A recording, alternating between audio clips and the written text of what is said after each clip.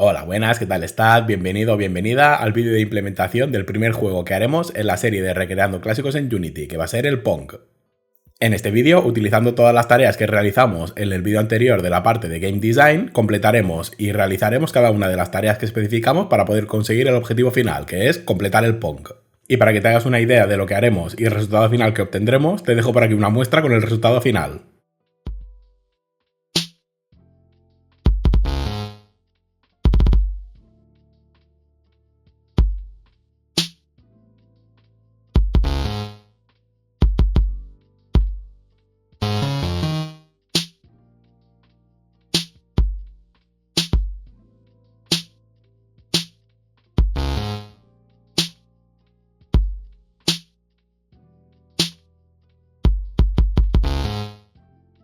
Antes de empezar a revisar el contenido del vídeo y la estructura del mismo, te tengo que comentar una cosa, y es que he intentado que este vídeo sea lo más parecido posible, te lo aseguro, a una clase real de desarrollo de videojuegos con Unity.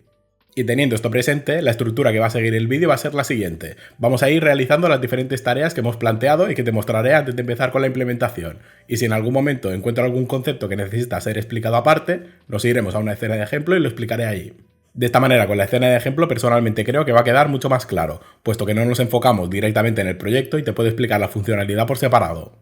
Y otra cosa que me gustaría decirte, aunque estoy casi seguro que te lo dije en el vídeo anterior, es que intentes realizar las tareas primero por tu cuenta antes de ver la implementación. Obviamente, también te digo siempre que cada uno hace lo que quiere, pero bueno, la idea de este curso es que intentes practicar por tu cuenta y si en algún momento te quedas atrapado, que sepas cómo buscar ayuda. Entonces, hecha la introducción y habiendo aclarado algunos puntos que creía que necesitaban ser aclarados, te voy a dejar un par de segundos la lista de tareas que completaremos.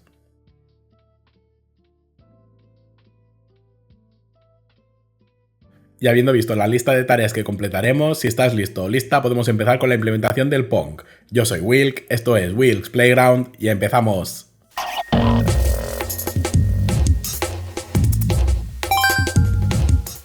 Pues espero que estés preparado o preparada porque por fin se viene, después de toda la serie de fundamentos y después de toda la chapa que te he dado, la implementación del primer juego que haremos en Unity. Juego que empezaremos, por supuestísimo, como no puede ser de otra manera, creando el proyecto en Unity y definiendo la estructura que tendrá. Estructura que personalmente casi siempre organizo en las siguientes carpetas: audio, prefab, fonts, inputs, scripts y sprites. Además de las dos carpetas adicionales que se crean siempre cuando generas el proyecto, que son la de scenes y la de settings. Y puesto que nos ponemos con la estructura del proyecto, aprovecharemos para quitarnos dos tareas de en medio, que son la creación de la escena del menú principal y la creación de la escena de juego. Así que venga, vamos allá y manos a la obra. Empecemos entonces con la creación del proyecto en Unity. Para este caso, y ya te adelanto que para todos los proyectos de este curso será exactamente igual, utilizaremos el template de Universal 2D. Así que seleccionaremos esta plantilla, le pondremos el nombre de Pong y crearemos el proyecto.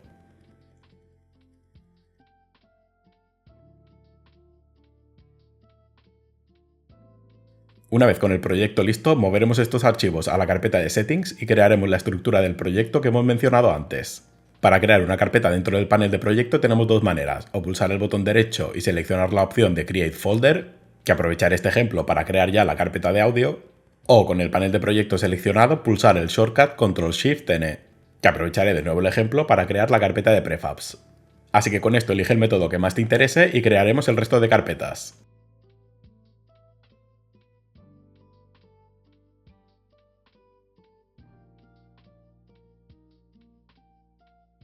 Una vez con la estructura del proyecto creada y definida, nos vamos a ir a la carpeta de Scenes y aprovecharemos para crear las dos escenas. Para reutilizar la escena que viene creada por defecto, podemos renombrarla a sc/main menu, que será nuestra escena del menú principal, y crearemos una nueva escena con el botón derecho encima del panel de Project, yendo a la sección de Create, Scene, y la llamaremos sc/game. Y una vez terminado con la estructura del proyecto y habiendo creado las dos escenas, ya tenemos toda la estructura montada para empezar a definir los elementos y los componentes que necesitemos. Empezando, por ejemplo, por la construcción del menú principal. En este segundo bloque de tareas lo que haremos será construir toda la parte de la interfaz de usuario del menú principal, es decir, el texto del título, el texto del subtítulo, la imagen decorativa y los dos botones centrales. Pero antes de ponernos con eso, te tengo que explicar dos cositas en este primer parón explicativo. La primera de ellas va a ser la lista de escenas que se va a incluir durante el proceso de compilación de Unity, aspecto que no vimos en la serie de fundamentos de Unity y que es indispensable para realizar cualquier juego. Y la segunda cosa que veremos, que sí que la vimos en la serie de Fundamentos de Unity, pero bueno, para refrescar un poco la memoria, es ver cómo podemos realizar la carga de una escena desde un script. Pues lo primero que vamos a ver es cómo podemos añadir nuestras escenas a la lista de escenas que hay en la configuración de compilación. Para ver esta lista y para añadir las escenas tenemos que ir a la sección de arriba donde pone File y seleccionar la opción de Build Profile, lo que nos abrirá este pequeño modal. Y de aquí tenemos que ir a la sección que pone Open Scene List, lo que nos abrirá la lista de escenas, y este listado es súper importante, puesto que desde aquí será desde donde podremos establecer las escenas que podremos cargar desde los scripts. Cualquier escena que no esté dentro de esta lista será imposible que sea utilizada dentro del juego. Entonces, sabiendo esto, lo único que nos falta hacer es añadir la escena sc/game que hemos creado antes. Y de esta manera, arrastrándola desde el Project Panel hasta esta lista de escenas, ya la tendremos disponible para poder cargarla desde los scripts. Lo que me recuerda al próximo punto que tenemos que ver, que es cómo podemos cargar una escena desde los scripts. Para poder realizar la carga de una escena tenemos infinidad de maneras, pero bueno, nos vamos a centrar sobre todo en dos, que es con el nombre de la escena y con el índice de compilación. Este índice de compilación lo puedes encontrar en la scene list justo a la derecha, que como puedes ver sc main menu tiene el valor de 0 y sc game tiene el valor de 1. Entonces, en los dos métodos en los que nos centraremos van a ser estos dos, en la del nombre y en la del índice de compilación. Aunque tengo que decirte que yo, por regla general, utilizo el del índice de compilación. Y habiendo visto estas dos cositas, ahora sí que podemos realizar todo el bloque de actividades relativas a construir la interfaz de usuario del menú principal. Así que vamos a Unity y vamos a ver cómo podemos hacerlo. Pues vamos a empezar con la construcción de la interfaz de usuario relativa al menú principal. Empezaremos, como no puede ser de otra manera, creando nuestro primer canvas, al cual dejaremos con el render mode a screen space overlay, y como canvas scaler le estableceremos scale with screen size, con la reference resolution establecida a 1920-1080 en mi caso. Y el primer elemento que añadiremos van a ser los dos textos decorativos, el del título y el del subtítulo. Como acabamos de crear un proyecto desde cero, verás que al intentar crear un TextMesh Pro te salta esta ventanita indicándote que te falta instalar el paquete, así que aprovecharemos esta notificación para instalarlo. Una vez se haya instalado el paquete de TextMesh Pro, verás que se ha creado una carpeta en el Project Panel llamada TextMesh Pro, y yo personalmente soy bastante maniático con la estructura de los proyectos, así que voy a crear una carpeta llamada Plugins y lo voy a mover ahí. Y volviendo a la configuración del texto, vamos a empezar estableciendo el texto del título, que anclaré, posicionaré y aprovecharé para establecer también el pivote en la posición de arriba en medio de su contenedor. Recuerda de la serie de fundamentos que esta herramienta que acabamos de utilizar no solamente sirve para establecer los anchors, sino que si mantenemos pulsado el botón de Shift también establecemos el pivote, y si mantenemos el botón de Alt establecemos la posición. Y aprovecharé que estamos en el componente Rect Transform para posicionarlo del punto 0 al punto -25 en el eje Y. Y además le cambiaremos el nombre de TextMP a Title. Y lo próximo que haremos será cambiar el texto de New Text a Pong. Le pondremos un valor de Font Style a negrita. Lo centraremos tanto horizontalmente como verticalmente. Y antes de aumentar el tamaño del texto, pasaremos el Text Wrapping Mode de Normal a No Wrap, lo que evitará que el texto salte de línea al alcanzar el límite máximo establecido en el width del Rect Transform. Y con esto lo tenemos todo listo para poder aumentar la fuente tranquilamente hasta un tamaño, por ejemplo, de 50. Y pasamos con el subtítulo, que para crear el subtítulo podemos duplicar el objeto que estábamos tratando hasta ahora y empezaremos cambiándole el nombre de title a subtitle. Y utilizando de nuevo la herramienta de los anchors podemos colocarlo en la sección de abajo centrado, estableciendo de nuevo los tres valores, tanto el anchor como el pivote como la posición del objeto. Y para el subtítulo le quitaremos la negrita y pasaremos el font size de 50 a 20. Y antes de finalizar cambiaremos el texto de Pong a este texto. Y con esto tenemos la tarea de establecer los textos completada. Y pasaremos a la siguiente tarea, que va a ser la de crear las imágenes decorativas del menú, que para simplificarnos la vida utilizaremos exactamente las mismas imágenes que la pista del juego. Así podremos reutilizar todo el trabajo que hagamos aquí en la escena de juego. Y empezaremos, como no puede ser de otra manera, creando un panel, al que llamaremos Court Decoration. Y en el campo de Rect Transform estableceremos los siguientes valores. Como top le estableceremos 95. Y en el campo de bottom pondremos un 50. Y como este panel será el mismo que utilizaremos en la zona de juego, empezaremos definiendo los límites superiores e inferiores. Para ello empezaremos creando una imagen a la que llamaremos Limit. Y cambiaremos el height que viene por defecto a 10. Y en este caso únicamente actualizaremos el anchor y la posición, no actualizaremos el pivote, que nos interesa que esté centrado. Y lo colocaremos que se estire en la sección de arriba. Y para crear el límite inferior tenemos que duplicar este y colocarlo que se estire pero en la sección de abajo. Y le dejaremos el nombre como limit quitándole el número que se genera cuando se duplica un objeto. Y lo único que nos queda es establecer la parte central. Para crear la imagen que separará las dos pistas, vamos a crear una nueva imagen y la llamaremos Center. Y en este caso le pondremos un width de 5. Y de nuevo, exactamente igual que en el caso anterior, modificaremos únicamente el anchor y la posición de este objeto, haciendo que se estire verticalmente para que ocupe todo el panel. Y con esto listo ya podemos eliminar el componente image del panel que nos servía como referencia. Y con esto ya tenemos todas las imágenes decorativas listas, así que lo último que nos queda es crear los botones principales. Para organizar los botones crearemos un elemento vacío con el nombre de Main Menu Options. Y haremos que el objeto se expanda tanto horizontal como verticalmente desde el centro de su contenedor. Y con el contenedor listo crearemos el primer botón con el nombre de Single Player Button. Y cambiaremos su posición en el eje X a -325. Y para crear el segundo botón duplicaremos este y le cambiaremos el nombre a Co-op Button. Y aprovecharemos para cambiarle la posición de -325 a 325. Y no nos tenemos que olvidar de modificar el texto. Al primer botón le pondremos un player y al segundo botón le pondremos 2 players. Y con esta estructura lista le podemos asignar al objeto Main Menu Options el script Main Menu Controller. Script que podemos editar para que puedas ver la estructura que tiene. Y como puedes ver, únicamente tiene una llamada, que es la de cargar la escena de juego. Método que nos servirá para realizar la carga de la escena de juego para ambos botones. Y una vez listo el script, volvemos al editor y le asignamos este método a los dos eventos onClick de los botones.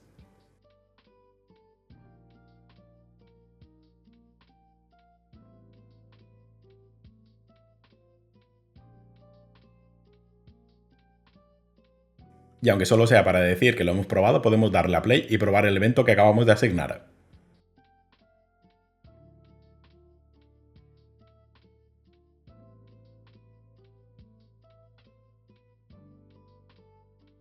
Habiendo completado estas tareas ya tendremos el menú principal listo y completamente funcional para ponernos con el siguiente bloque de tareas, que en este caso va a ser en la escena de juego. Escena en la cual empezaremos exactamente igual que la anterior por establecer la interfaz de usuario que tendrá. Añadiremos las imágenes decorativas que hemos hecho en la sección anterior utilizando un prefab y además añadiremos los textos de resultado indicando quién ha ganado o quién ha perdido. Pues es hora de construir la interfaz de la escena de juego. En este caso, a diferencia de la sección anterior, empezaremos creando el panel para que veas que si no disponemos de ningún canvas se creará el primero automáticamente. Y en este caso sí que siguiendo los pasos que hemos hecho antes, empezaremos configurando el canvas scaler del canvas a scale with screen size. Y como reference resolution le pondremos exactamente la misma de antes, 1920 x 1080. Y con esto listo nos pondremos con la configuración del panel, empezando por cambiarle el nombre de panel a player panel. Y este panel estará enfocado a contener la información relativa al jugador de la izquierda, así que vamos a la sección de Anchor Max y pasamos el valor de X de 1 a 0,5. Y para ajustar el panel, eliminamos el valor que se ha establecido automáticamente en el campo de Right. Y con esto ya tenemos el panel listo para añadir el marcador.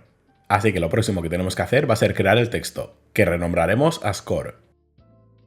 Y utilizando la herramienta de los anchors actualizaremos tanto la posición como el pivote para que esté situado arriba, centrado en su panel. Y lo posicionaremos para que concuerde con el título de la pantalla principal a la posición -25 en el eje Y. Y estableceremos los mismos valores a las propiedades del TextMesh Pro. Negrita, font size 50, alineado vertical y horizontalmente, y la propiedad de Text Wrapping Mode establecida a No Wrap. Y por último, antes de terminar con el marcador, pasaremos el texto de New Text a 0. Y antes de ponernos con los textos de resultado, que será la próxima tarea, vamos a volver a la escena del menú principal para crear nuestro primer prefab. Como ya comenté en la sección anterior, utilizaremos el mismo Core Decoration tanto en el menú principal como en la escena de juego. Y para crear el prefab lo único que tenemos que hacer es arrastrar el GameObject directamente a la carpeta de prefab. Y con el prefab ya creado podemos volver a la escena de juego y de nuevo arrastrar el prefab que acabamos de crear al canvas.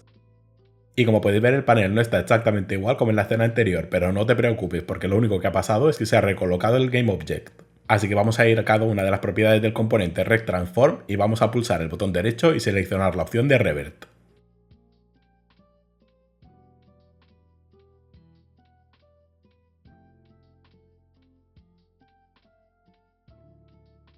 Y con la pista ya visible ya podemos configurar el texto resultado. Empezaremos creando un texto nuevo al que llamaremos Result. Y empezaremos cambiándole la posición para que esté centrado con la pista del punto 0 al punto -22 en el eje Y. Y le pondremos el text wrapping mode, solamente por si acaso, de normal a no wrap. Y por ahora este texto lo dejaremos así. Y lo próximo que tenemos que hacer es crear un prefab con este panel. Y para crearlo ya sabes cómo hacerlo, arrastramos directamente el GameObject de nuevo a la carpeta de prefabs. Y si te has fijado, al hacer esto automáticamente el GameObject que teníamos en el juego se ha convertido en una instancia de ese prefab, así que podemos duplicarlo para hacer el panel del segundo jugador. Y aquí me permitirás que haga algo que te dije en la serie de fundamentos que no es para nada recomendable, que es modificar directamente los atributos de las instancias de los prefabs. Pero bueno, dado este caso en concreto, no está tan mal, porque lo que voy a hacer es modificar los atributos de esta instancia, pasando el anchor min de x de 0 a 0,5 y el anchor max de x de 0,5 a 1. Y eliminando los valores que se han establecido por defecto en los campos de left y de right. Y te comento que en este caso no está tan mal porque estoy seguro que en este caso este prefab no va a modificar en ningún momento ni los valores del anchor ni los valores del rect transform.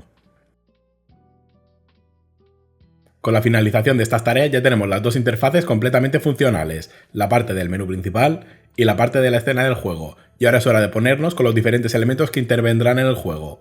Empezando, por ejemplo, por empezar por algún lado, por establecer los triggers que van a ser las porterías y los límites superiores e inferiores de la pista que van a ser dos colliders normales y corrientes. Así que vamos al editor y vamos a completar la única tarea que tiene referente al level design del Pong.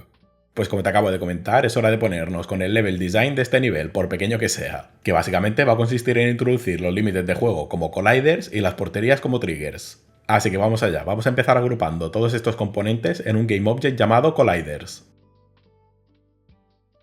Y empezaremos definiendo los límites de juego que vamos a posicionar en la sección superior e inferior de la pista. Para ello vamos a crear un GameObject llamado limits, al que le añadiremos un componente boxCollider 2D. Y como ahora mismo estamos haciendo algo que es bastante raro, puesto que estamos mezclando los elementos de la interfaz con la zona de juego, para ver exactamente dónde colocar este collider en la escena necesitamos activar los gizmos en la ventana de juego.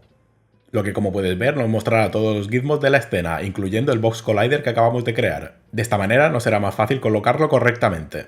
Así que con esto listo, lo próximo que tenemos que hacer es colocar este box collider donde nos interese, ajustando el offset en el eje Y a 3,9 y cambiando los valores de size de X a 20 y de Y a 0,1. Y con esto tenemos definido el primer límite, así que vamos con el segundo, que lo único que tenemos que hacer es duplicar este componente y cambiar el offset de Y de 3,9 a menos 4,4. Y límites listos, así que nos ponemos con los triggers que serán las porterías. Para crear las porterías empezaremos creando un GameObject vacío al que llamaremos Goal. Y añadiremos exactamente igual que en el caso de los límites el componente boxCollider 2D, que en este caso configuraremos con los siguientes valores. Empezaremos marcándolo como trigger y para que esté centrado con la pista lo moveremos a la posición en el eje Y menos 0,21. Y luego le cambiaremos el valor de size en el eje Y a 8,5.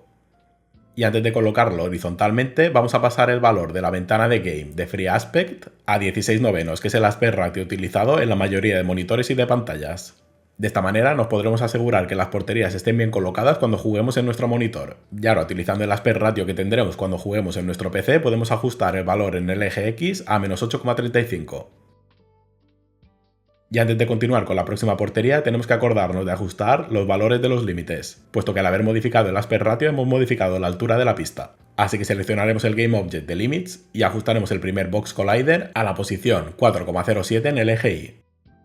Y modificaremos el segundo box collider a la posición menos 4,49 en el eje Y.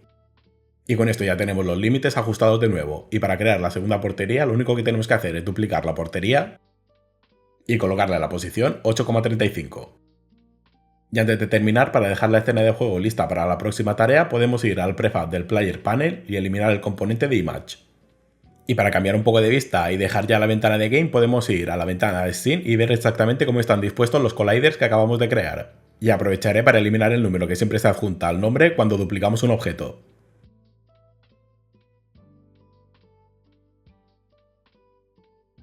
Y con esto listo, ahora sí tenemos todo el entorno montado para empezar a definir las diferentes entidades que conformarán el Pong. Empezando por la creación y la configuración del Paddle Controller, que va a ser la primera y la única entidad controlable del Pong.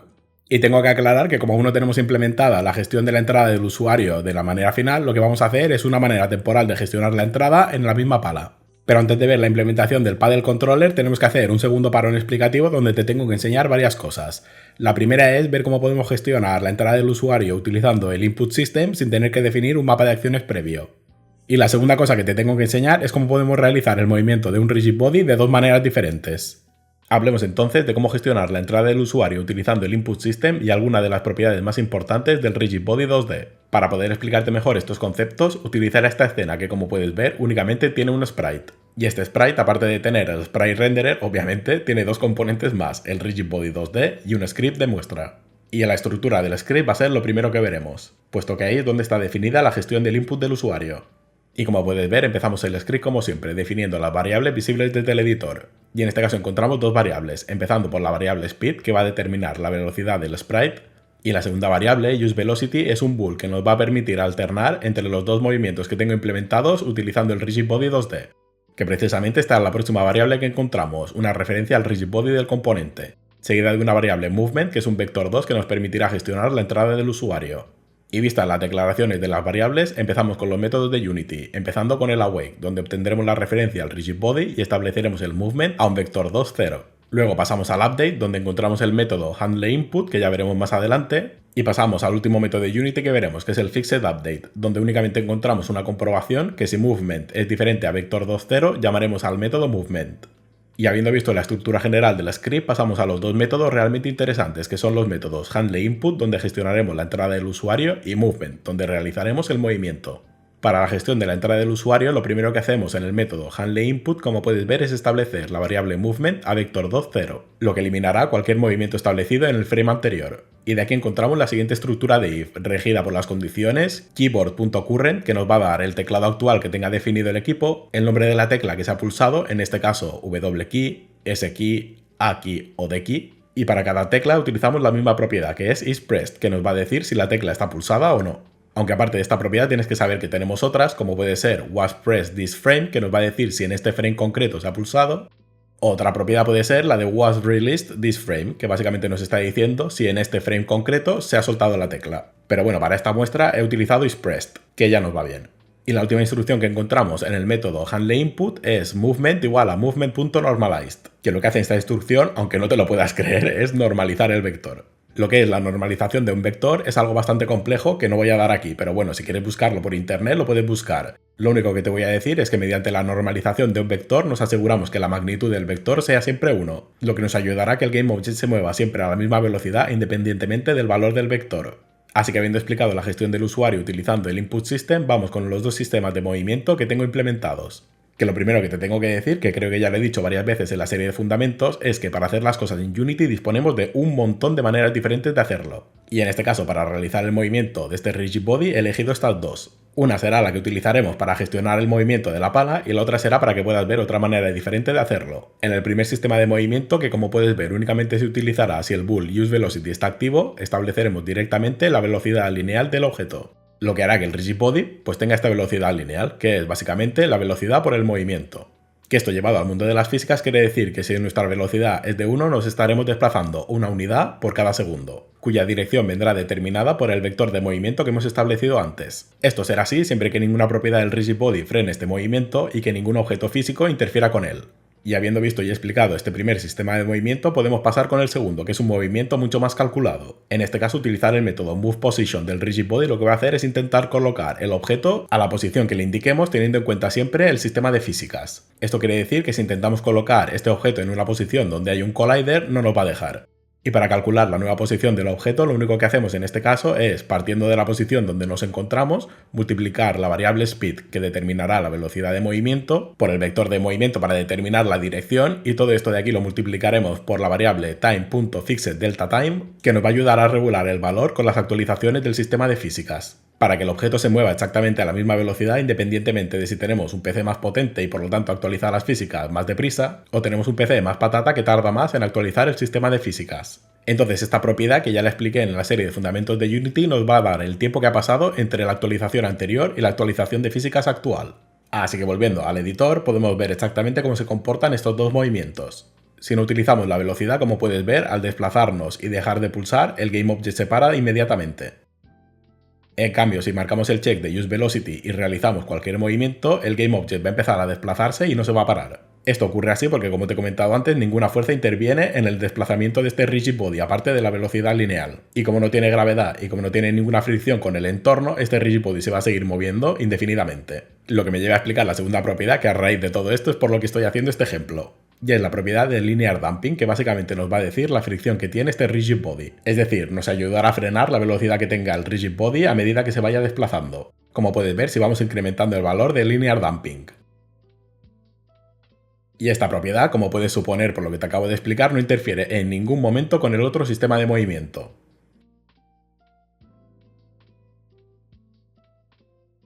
Con estos aspectos que acabamos de ver, creo que ya lo tenemos todo explicado para ir al editor y realizar la implementación del paddle controller, así que venga, vamos allá. Pues vamos con la creación de la primera entidad, que va a ser la pala. Empezaremos creando un sprite cuadrado con el nombre de paddle. Y empezaremos, aparte de cambiándole el nombre, ajustando la escala que tendrá. En el eje X le pondremos un valor de 0,25 y en el eje Y le pondremos una escala de 1,2. Y con el tamaño más o menos listo le añadiremos dos componentes, Box Collider 2D y Rigid Body 2D. Y antes de continuar añadiendo el script que tengo preparado, cambiaremos las propiedades del Rigid Body para que se adapten mejor a la pala, empezando por ajustar el Gravity Scale de 1 a 0 para que no le afecte la gravedad. La propiedad de Collision Detection la pasaremos de Discrete a Continuous, lo que hará que aumente la fiabilidad de la colisión. Y lo último que tenemos que hacer es ajustar los valores de Constraint. En este caso, como la pala nos interesa que únicamente se pueda desplazar en el eje Y, marcaremos el check de X en el campo Freeze Position, lo que hará que el Rigid Body únicamente se pueda desplazar en el eje Y, y marcaremos el check de Z en Freeze Rotation, lo que hará que el Rigid Body no pueda rotar en el eje Z. Y con estos cambios ya tenemos la configuración básica establecida, así que lo próximo que haremos es añadir el componente Paddle Controller, que únicamente tiene una variable visible desde el editor, que es la variable Speed, que estableceremos a 5. Y lo último que tenemos que hacer es revisar la estructura que tiene este script, que espero que te suene la estructura porque es exactamente igual que la estructura del script que hemos revisado antes. Pero en este caso, como puedes ver, he añadido tres llamadas públicas que nos van a ayudar más adelante, que es Move Up para establecer el movimiento hacia arriba, Move Down para establecer el movimiento hacia abajo y Stop Movement para parar el movimiento. Y obviamente he simplificado la gestión del input, puesto que únicamente me interesa detectar las teclas W y S. Y explicando los cambios, cuando detecto que la tecla W está pulsada voy a desplazar la pala hacia arriba, cuando la tecla S está pulsada voy a mover la pala hacia abajo y cuando no detecto ninguna de las dos teclas voy a parar el movimiento. Y estos métodos lo único que hacen es establecer el vector de movimiento hacia arriba en el caso de moverse hacia arriba, hacia abajo en el caso de moverse hacia abajo, y establecerlo a vector 2,0 en el caso de querer parar el movimiento. Y en el método de Movement, como puedes ver, únicamente realizamos la instrucción que hemos visto antes con la técnica de Move Position. Y esto es todo el script, así que podemos volver al editor y ver exactamente cómo se comporta. Y como puedes ver, al desplazarse hacia arriba o hacia abajo, al impactar con cualquiera de los dos límites, la pala se para. Y independientemente de si estamos pulsando hacia arriba o hacia abajo, nunca va a traspasar esta colisión.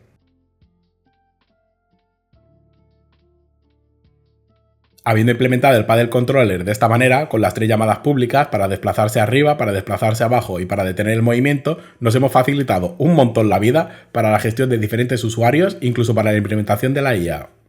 Habiendo terminado la implementación del paddle controller, nos tenemos que poner inevitablemente con la implementación de la última entidad que va a conformar el juego, que va a ser el ball controller. Entidad que, debido a la complejidad del script, ya te adelanto que va a ser una de las más difíciles que veremos en este vídeo, seguido muy de cerca por la implementación de la IA. Y antes de ponernos con la creación de la bola, tenemos que hacer otro parón explicativo donde te voy a enseñar tres cosas diferentes.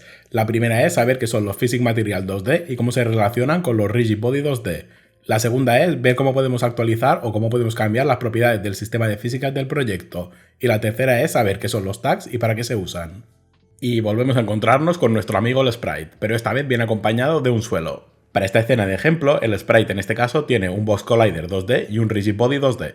Y el suelo únicamente tiene el componente Box Collider 2D. Y todo esto es para demostrar que si pulsamos el botón de play pasa esto. Que el sprite con el Rigid Body cae debido a la gravedad, impacta contra el suelo y se para ahí. Pero esto de aquí es el comportamiento por defecto del Rigid Body, pero gracias a un componente llamado Physics Material 2D podemos modificarlo a nuestro antojo, haciendo por ejemplo que rebote. Este Physics Material 2D en ningún momento afectará directamente a las propiedades del Rigid Body, únicamente nos servirá para determinar cómo queremos que reaccione este Rigid Body cuando impacta con otros colliders. Para crear este asset lo único que tenemos que hacer en el panel de proyecto es pulsar el botón derecho, ir a la sección de Create, ir a la sección de 2D y seleccionar la opción de Physics Material 2D.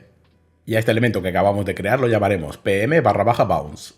Y como puedes ver, este Physics Material 2D está compuesto por 4 propiedades: Friction, Bounciness, Friction Combine y Bounce Combine. Friction va a ser la propiedad que determinará la fricción de este collider. Bounciness va a ser la propiedad que determinará el rebote del collider. Y las siguientes propiedades, Friction Combine y Bounce Combine, hacen referencia a cuando impactan dos colliders diferentes, cómo se calculará tanto la fricción como el bounciness resultante. Para que lo veas, vamos a duplicar el Physics Material que acabamos de crear y lo vamos a llamar pm/bounce max. Y a este Physics Material que acabamos de duplicar le pondremos un bounciness de 2. Y le estableceremos el Bounce Combine a minimum. Y al Physics Material original le pondremos un bounciness de 1 y también le estableceremos el Bounce Combine a minimum. Con esta configuración lo que va a pasar cuando los dos colliders colisionen es que se va a coger el valor mínimo de ambos bounciness, en este caso 1. Y antes de darle a play y ver exactamente qué es lo que pasa, le tenemos que asignar el Physics Material al collider del suelo y le tenemos que asignar el primer Physics Material que hemos creado al Rigid Body. Entonces, como puedes ver, lo que ocurre cuando le damos a play es que el sprite cae al suelo y en este caso rebota y llega justo a la línea de la parte central de la pantalla. Es decir, llega al mismo punto desde donde ha partido, puesto que tiene un bounciness de 1. Y si paramos la ejecución y seleccionamos el Physics Material del sprite y pasamos el Bounce Combine a Maximum, cuando volvemos a iniciar la ejecución, como puedes ver en este caso, el rebote es mucho más alto, puesto que está cogiendo el valor máximo entre los dos, es decir, 2. Lo que quiere decir que cada rebote duplicará la fuerza del rebote anterior.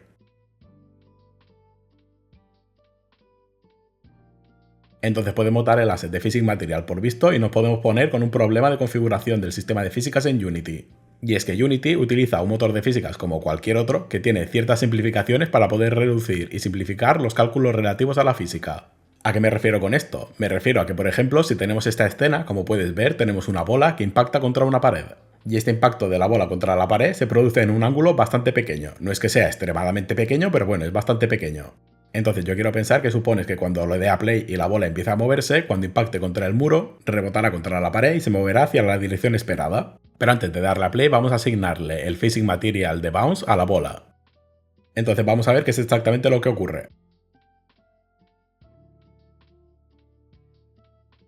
Pues vaya, parece que eso no es lo que ocurre, y obviamente por eso está esta sección aquí, porque si esperara que rebotara normal no hubiera hecho este parón explicándote esto. Esto se debe, como te he dicho al principio, a las simplificaciones que realiza el motor de físicas para evitar cálculos innecesarios. Bueno, más que innecesarios, para reducir los cálculos que tiene que hacer. Entonces, para aumentar este margen, es decir, para aumentar la fidelidad de los rebotes, lo que tenemos que hacer es ir al Project Settings, a la sección de Physics 2D, y cambiar el valor de Bounce Threshold de 1 a un valor más pequeño, como por ejemplo 0,25, reduciendo así el margen de simplificación. Entonces, con este simple cambio hecho, podemos volver al editor y darle a play y ver qué es exactamente lo que ocurre. Y problema resuelto. Entonces vamos a pasar con el último tema que tenemos que tratar, que es explicarte qué son los tags. Ya sé que la serie de fundamentos, si la has visto al completo, he utilizado en algunos ejemplos los tags, pero nunca me he detenido a explicarte para qué sirven. Y ahora es el momento, así que vamos a ver qué son los tags y para qué podemos utilizarlos. Los tags es una manera que nos ofrece Unity para poder identificar y clasificar los game objects de una escena. Y ya está, básicamente eso es lo que son los tags. Y fuera de bromas, el uso de tags es una manera perfecta para organizar y para poder identificar ciertos elementos independientemente de su nombre. Y no solo eso, sino que también podemos buscar los game objects que tienen cierto tag concreto dentro de toda la escena. Lo que en proyectos un poco más complejos, que no sea justamente el Pong, te puede ser de gran utilidad para saber, por ejemplo, cuántos enemigos hay en la escena. Para crear un nuevo tag en tu proyecto, lo único que tienes que hacer es pulsar el dropdown de tag y seleccionar la opción de Add Tag, lo que te abrirá la lista de tags y de layers, que también veremos qué es eso más adelante en este vídeo, para poder crear los tags que a ti te interese. Y a modo de ejemplo, y para adelantarme un poco a la implementación que realizaremos del Ball Controller, vamos a crear el tag de Paddle.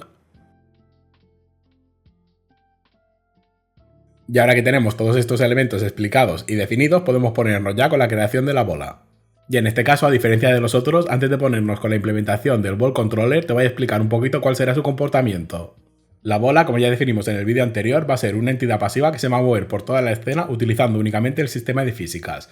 Pero, al detectar un impacto en la parte frontal de la pala, va a hacer dos cosas: aumentar la velocidad de movimiento y calcular el ángulo de rebote utilizando la posición relativa del impacto de la pala. Para lograr este comportamiento utilizaremos una herramienta muy utilizada en el mundo del desarrollo de videojuegos, que es normalizar un rango de valores. Para que me entiendan mejor, si no sabes lo que es la normalización de un rango de valores, vamos a verlo con un ejemplo práctico. Supongamos que la pala se encuentra en la posición 125 en el eje Y.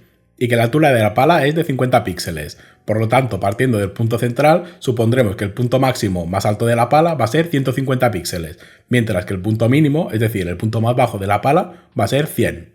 Y el problema viene dado que este rango original, es decir, de 100 a 150, son valores relativos a la posición de la pala. Entonces lo que nos interesa realmente es normalizarlo para pasarlo a un rango fijo de valores, en nuestro caso 1 y -1.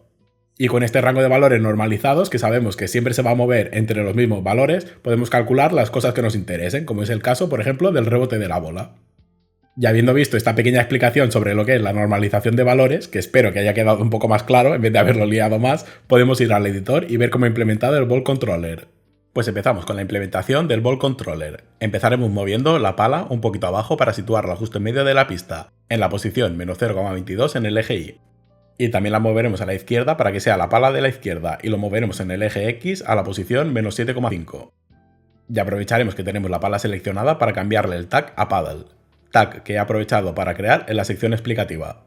Y aprovecharé también para ocultar los textos de resultado antes de ponernos con la creación de la bola. Acuérdate que como está ligado a un prefab podemos modificar directamente la visibilidad en una de las instancias y aplicar el cambio al prefab. Y con toda la escena ya lista podemos empezar con la creación de la bola.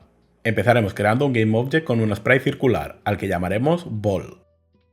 Y ahora vamos a añadirle los componentes, empezando por Circle Collider 2D y Rigid Body 2D, que empezaremos configurando como siempre, cambiándole el Gravity Scale a 0 y cambiando el Collision Detection de Discrete a Continuous. Y en este caso vamos a realizar un cambio adicional, y es que vamos a pasar el modo de Interpolate de None a Interpolate, puesto que la bola en el Pong es una entidad que esperamos que se mueva a altas velocidades, así que este modo de interpolación nos ayudará a suavizar un poquito el movimiento. Y para terminar con la configuración del Rigid Body de la bola, vamos a activar el check de Freeze Rotation. Esto lo hacemos para simplificar los cálculos a la hora de calcular el rebote con la pala. Y que no se nos olvide que tenemos que crear un Physics Material 2D con un Bounciness a 1. Así que vamos a ir a la carpeta del proyecto, vamos a crear una nueva carpeta llamada Physics Materials, y le crearemos el Physics Material PM/bounce, que podría haber aprovechado de la sección explicativa, pero bueno, lo he borrado, así que lo volvemos a crear y se lo asignamos al Rigid Body de la bola. Y con todo esto listo, lo último que nos queda es ajustar la escala de la bola para que sea un poquito más pequeña. Y por ahora le vamos a dejar una escala de 0,25 en todos los ejes. Y lo último que nos queda por hacer para terminar de configurar la bola es añadirle el componente Ball Controller, que vamos a ver ahora mismo. Pero antes configuraremos los siguientes valores. En Initial Speed le pondremos un 5, Max Speed le pondremos 15, Speed Increment le pondremos 1,75 y Max Angle le pondremos un 45. Y ya lo tenemos todo listo para explicar lo último que veremos del Ball Controller, que es la implementación del script. El script, como siempre, empieza estableciendo las variables visibles desde el editor, que son las que ya hemos visto, Initial Speed, que determinará la velocidad inicial de la bola. La variable Max Speed nos ayudará a establecer un límite máximo de la velocidad que puede alcanzar la bola. El factor de Speed Increment nos ayudará a incrementar la velocidad de la bola cada vez que la bola impacte con una pala. Y la variable Max Angle determinará el ángulo máximo de rebote que podremos llegar a conseguir cuando la bola impacte con la pala, siguiendo el esquema que te he explicado antes de ponernos con la implementación. Y vistas las variables visibles desde el editor, pasamos directamente a las variables privadas, que como puedes ver únicamente encontramos tres: una referencia al Rigid Body 2D, un vector 2 que contiene la posición inicial de la bola, y una variable Speed que nos ayudará a gestionar la velocidad actual de la bola. Y de aquí pasamos directamente a la inicialización de estas variables en el método de la Wake, que como puedes ver no es nada que no hayamos visto ya: la obtención de la referencia del Rigid Body, establecer la posición inicial e iniciar la variable Speed al Initial Speed que tenemos configurado desde el editor.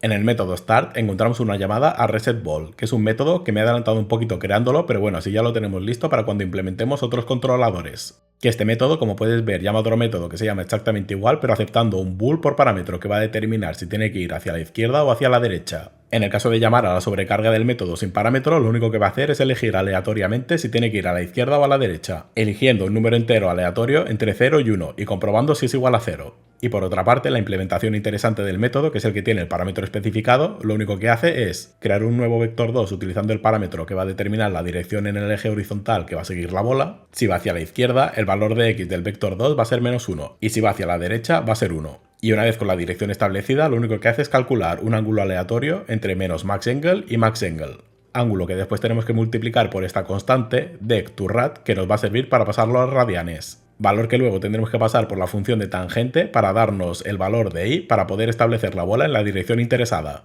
Y sí, me sabe mal decírtelo, pero sí, esto es trigonometría.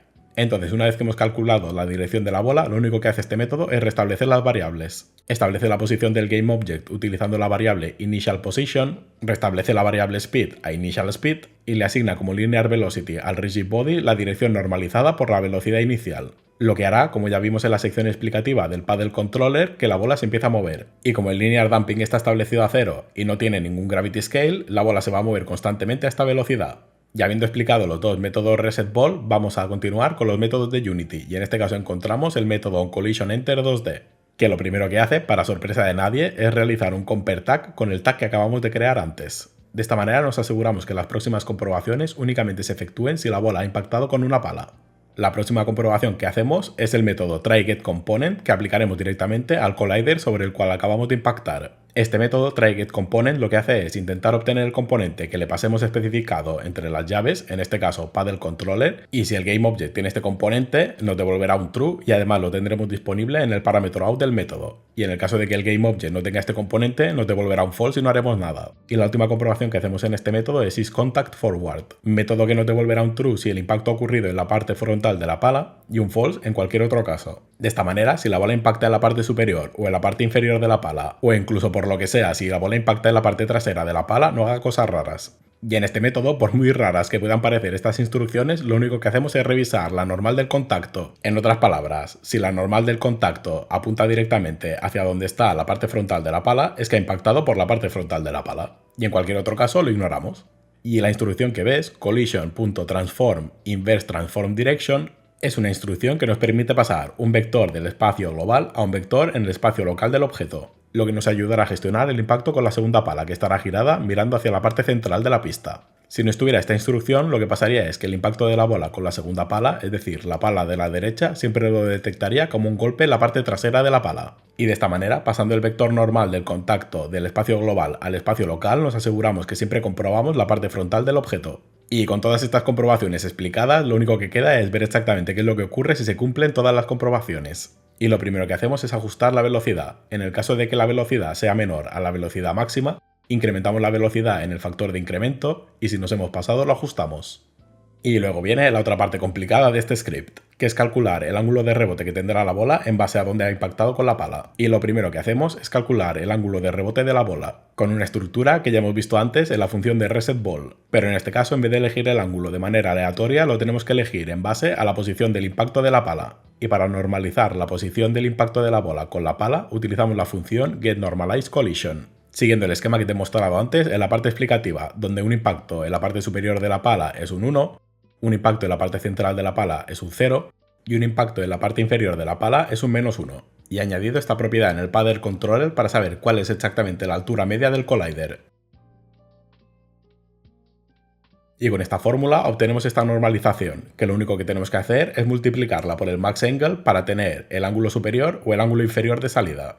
Resultado que tenemos que multiplicar exactamente igual que antes por la constante para pasarlo a radianes, y usando en este caso esta fórmula podemos obtener la velocidad en el eje Y. De esta manera, al aplicar la normalización del vector nos aseguramos que esté exactamente en la misma dirección, que luego multiplicaremos por la velocidad para ajustar la velocidad lineal del rigidBody.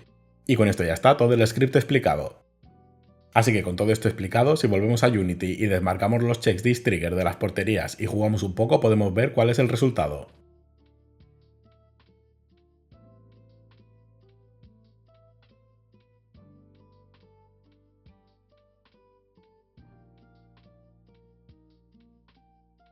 Y lo que acaba de pasar me viene perfecto para explicar por qué se ha reducido la velocidad de la bola, y es que se nos ha olvidado establecer a 0 el friction del Physics Material 2D, cosa que podemos corregir en un momento. Y si te has fijado en la ejecución anterior, la bola cuando ha impactado contra la pala ha hecho que la pala se desplace hacia abajo. Y en este caso, para arreglar esto, lo que tenemos que hacer es aumentar la masa del rigidBody de la pala y aumentar su linear damping.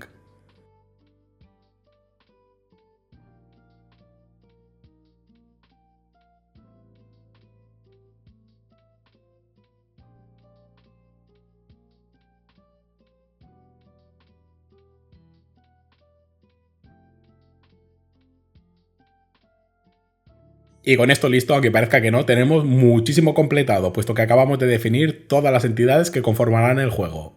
Lo que quiere decir que es hora de ponernos con los diferentes controladores que nos ayudarán a gestionar la parte lógica del juego, como puede ser el Game Controller para definir la lógica que tendrán las partidas, el IA Controller para definir el comportamiento de la IA o el Input Controller para definir la entrada del usuario. Empezando, por ejemplo, por el Game Controller, controlador que nos ayudará con la parte lógica del juego.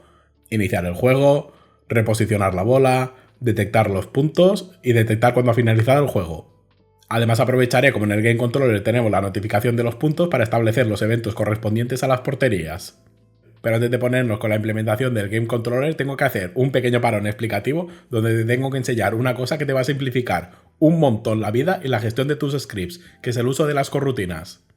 Es hora de explicar qué son las corrutinas. Y en este caso, antes de ver la definición de qué son las corrutinas, te voy a mostrar un ejemplo para que lo tengas todo mucho más claro. Como puedes ver, en este caso, la escena que tengo preparada no tiene ningún sprite, me sabe mal, únicamente tenemos botones, mogollón de botones. Así que empezaré explicándote la raíz del problema, qué es lo que pasa exactamente si una tarea tarda muchísimo en completarse. Ya sea porque es una tarea que necesita muchos cálculos, es una tarea que necesita realizar muchas comprobaciones, o es una tarea que tiene que esperar a cierto evento concreto. Bueno, pues ya te adelanto que lo que ocurre es que si lo estás haciendo en el hilo principal, lo que va a pasar es que va a paralizar el juego hasta que se cumplan las condiciones o hasta que termine de realizar los cálculos. Y aquí es donde entra en juego los dos primeros botones que tengo preparados. Como puedes ver, el botón de abajo que pone Hola YouTube, lo único que hace es mostrar un mensaje por consola. Mientras que el otro botón, el de trabajo largo, lo que va a hacer es iniciar un bucle que muestre un montón de mensajes por consola, simulando, obviamente, lo que podría ser un trabajo costoso de verdad, como puede ser calcular la ruta hacia un punto concreto del mapa. Y en lo que quiero que te fijes es que si pulsamos el botón de arriba y luego vamos al botón de abajo y lo pulsamos, no ocurre absolutamente nada. Esto es porque el juego ahora mismo está paralizado ejecutando la tarea larga que le he enviado, que es mostrar los mensajes por consola. Y hasta que esta tarea larga no termine, el juego va a estar paralizado. Y una vez que he terminado de procesar la tarea, como puedes ver en la consola, aparecen un montón de mensajes que son todos los mensajes generados durante este bucle. Y aquí viene la pregunta clave. ¿Cómo podemos hacer en Unity que un método extremadamente largo o que nos interese que se ejecute periódicamente no colapse el hilo principal y se vaya ejecutando frame a frame o cuando nosotros queramos? Pues la respuesta a esta pregunta son las corrutinas, así que es hora de mostrar el tercer botón para este caso, que es el de iniciar exactamente la misma tarea larga pero con una corrutina. Y si iniciamos el juego y pulsamos sobre este botón, en este caso como puedes ver los logs aparecen de uno en uno y no aparecen todos de golpe como en el caso anterior. Esto se debe porque concretamente esta corrutina se está ejecutando una vez cada frame, lo que nos permite por ejemplo interactuar con otros botones sin que el hilo principal quede colapsado. Entonces ahora que sabemos que es una corrutina y para qué las podemos utilizar, vamos a parar el juego y antes de complicarlo un poco más vamos a ver el script que tengo con estos dos métodos. Y de todo el script que veremos más adelante nos vamos a centrar en los tres métodos que tenemos aquí, que básicamente es mostrar el mensaje por consola, empezar el trabajo sin corrutina y el método que se encarga de iniciar el trabajo con la corrutina. Y como puedes ver, la diferencia entre los dos métodos es bastante pequeña, pero bueno, nos tenemos que fijar sobre todo en el tipo que devuelve la corrutina, que es un enumerator, que más adelante ya veremos qué podemos hacer con él, pero sobre todo la instrucción que me interesa es la de yield return null. Que esta instrucción básicamente lo que le está diciendo a Unity es que detenga la ejecución en este punto y que la retome en el siguiente frame. Y cuando en el frame siguiente Unity tenga que reanudar esta corrutina, lo que pasará es que ejecutará la instrucción siguiente después de esta instrucción, que en nuestro caso es continuar con el bucle. Y otra cosa que tenemos que saber es cómo podemos iniciar la corrutina, y Unity para eso nos provee un método llamado startCorroutine. Método que nos ofrece dos maneras de utilizarlo, o pasándole directamente el método de la corrutina, o pasándole el nombre que tiene ese método. Entonces, habiendo visto esto, podemos pasar de este ejemplo y continuar con el siguiente. Y para ver el siguiente ejemplo, tenemos que ocultar estos botones y mostrar los siguientes. Y aquí veremos la respuesta a una duda que a lo mejor te ha surgido en la sección anterior, que es explicarte cómo podemos parar la corrutina. En este caso, como puedes ver, tenemos tres botones. El primer botón inicia la corrutina, el segundo botón la para y el tercer botón recarga la escena. Y por ahora nos centraremos en los dos primeros botones, que como puedes ver su funcionamiento es el siguiente. Pues como era de esperar, uno inicia la corrutina y el otro pues la para. Y para ver exactamente cómo lo podemos gestionar, vamos a ir al script y vamos a ver los dos métodos que nos faltaban por ver. En este caso vamos a ver, como te comento, los métodos startCorroutine y stopCorroutine. El método startCorroutine empieza comprobando que la variable coroutineReference sea diferente a null y si es diferente a null mostrará un mensaje de error diciendo que la corrutina está activa. Y en el caso de que la corrutina no está activa, lo que hacemos es asignarle el valor a la variable con el método de la corrutina. Y llamamos al método startCorroutine, pero en este caso, en vez de pasarle directamente el método, le pasaremos la variable que acabamos de establecer, lo que se encargará de iniciar la corrutina que tenga establecida la variable. Y el método stopCoreRoutine es más o menos similar. Lo primero que hace es comprobar si la coroutine es igual a null y en cuyo caso va a mostrar un mensaje de error informándonos que la coroutine no está activa. Y en el caso de que la coroutine esté activa, lo que hace es llamar a la stopCoreRoutine, que es un método que aún no hemos visto, pero bueno, como puedes suponer, se va a encargar de parar la coroutine. Método que tiene exactamente las mismas sobrecargas que el startCoreRoutine, pudiéndole pasar un enumerator con el método de la coroutine o pasarle un string con el nombre del método. Y después de parar la coroutine, lo que hace es establecer el valor de la variable a null.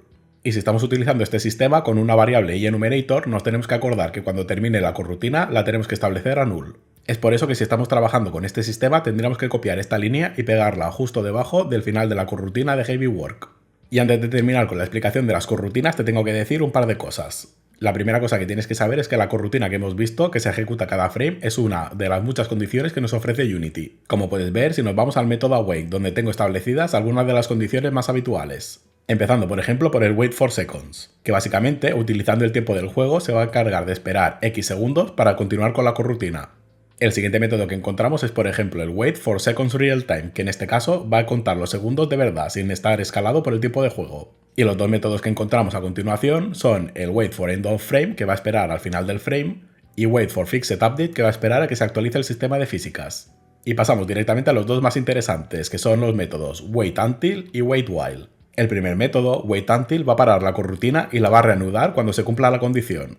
Y el caso de wait while es muy similar al anterior pero a la inversa. En este caso parará la coroutine mientras se cumple esta condición y la reanudará cuando se deje de cumplir la condición. Y con esto ya sabes casi todo lo que necesitas saber en referencia a las coroutines. Solamente me falta explicarte una cosita más, que es saber exactamente dónde se almacenan estas coroutines. Pues las coroutines en Unity se almacenan directamente en el componente que las está ejecutando, en este caso este componente. Es por eso que si volvemos al editor e iniciamos la coroutine, lo que ocurre en el caso de que reiniciemos la escena es que la coroutine va a desaparecer, puesto que el componente se ha destruido. Y ahora sí, ya sabes todo lo que necesitas saber para trabajar con coroutines. Entonces, habiendo visto lo que son las coroutines y cómo podemos utilizarlas e integrarlas en nuestros scripts, es hora de ponernos con la implementación del Game Controller. Pues vamos a ver la implementación del Game Controller, pero antes vamos a hacer unos pequeños ajustes. Para empezar, vamos a crear un prefab con la bola. Luego vamos a crear un GameObject vacío en la escena llamado Entities, al cual le vamos a añadir únicamente la pala izquierda, puesto que la bola, como ya la tenemos gestionada como un prefab, la podemos eliminar de la escena. Y es que aprovecharé para mostrarte cómo podemos instanciar el prefab de la bola directamente desde el Game Controller. Y antes de continuar tenemos que acordarnos de volver a activar los checks de isTrigger de los dos colliders de las porterías. Y con estos cambios listos, lo único que tenemos que hacer es crear un GameObject llamado Scripts, que va a contener los scripts del juego. Empezando por el Game Controller, al cual aprovecharemos ya que lo tenemos aquí para establecerle las siguientes referencias. En el campo de Game Points, por ahora lo pondremos en un 1. El campo Delay Time Before Reset le pondremos un 5. En el campo de Ball Prefab le pondremos el prefab que acabamos de crear con la bola. Para la siguiente referencia, Entities Group, le pondremos el GameObject que hemos creado con las entidades del juego. En la referencia del paddle controller de la izquierda le pondremos pues la pala de la izquierda.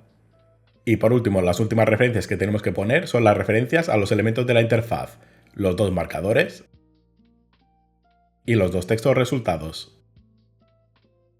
Y con esto ya tenemos todas las referencias asignadas y podemos ir al script y ver cuál es exactamente la estructura que tiene. El script empieza exactamente igual que todos los otros, con las variables visibles desde el editor, que no las explicaré puesto que las variables ya se explican bastante bien solas y además las acabamos de asignar en el editor. Entonces pasamos directamente a las tres variables privadas que encontramos, la primera con el controlador de la bola y las segundas que gestionarán las puntuaciones de los jugadores. Las últimas dos variables se inicializan directamente en el awake, mientras que el controlador de la bola, como puedes ver, se inicializa en el start. En el método start lo que hacemos es instanciar un objeto con el prefab que le hemos pasado de la bola en la posición establecida, para que se inicie directamente en el centro de la pista. Como rotación le establecemos la variable por defecto, es decir, quaternion identity, que nos establecerá una rotación de 0 en todos los ejes, y con el último parámetro establecemos el padre al cual se le asociará el GameObject que vamos a crear. En este caso, el GameObject de la bola que vamos a crear con esta instrucción tendrá como padre el GameObject Entities que hemos creado antes. Y una vez instanciado el GameObject, lo único que hacemos es intentar obtener el componente Ball Controller que tiene.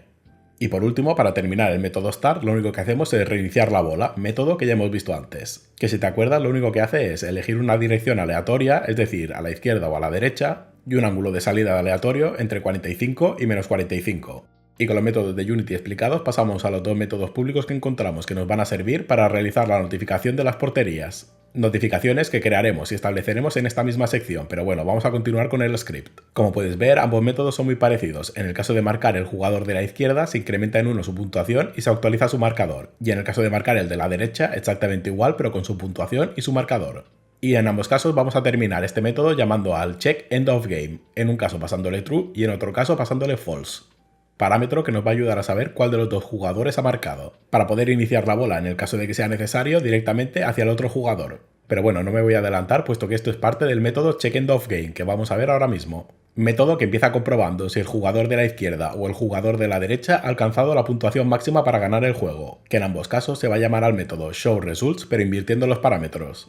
Y en el caso de que ningún jugador haya ganado aún, lo que hacemos es reiniciar la bola que va a ir en dirección del jugador al que acaban de marcar. Es decir, si el jugador de la izquierda ha sido el que ha anotado el punto, se va a enviar la bola hacia la derecha, y en el caso de que haya sido el jugador de la derecha, se va a enviar la bola a la izquierda. Y lo último que nos queda por ver es el método showResult que tenemos justo debajo, que como puedes ver tiene dos parámetros, el texto del ganador y el texto del perdedor. Este método empieza desactivando los GameObjects relativos a la bola y a la pala, básicamente para parar el juego. Una vez ha parado las dos entidades que conforman el juego, muestra los resultados, establece primero el texto del ganador, luego establece el texto del perdedor y activa los dos GameObjects.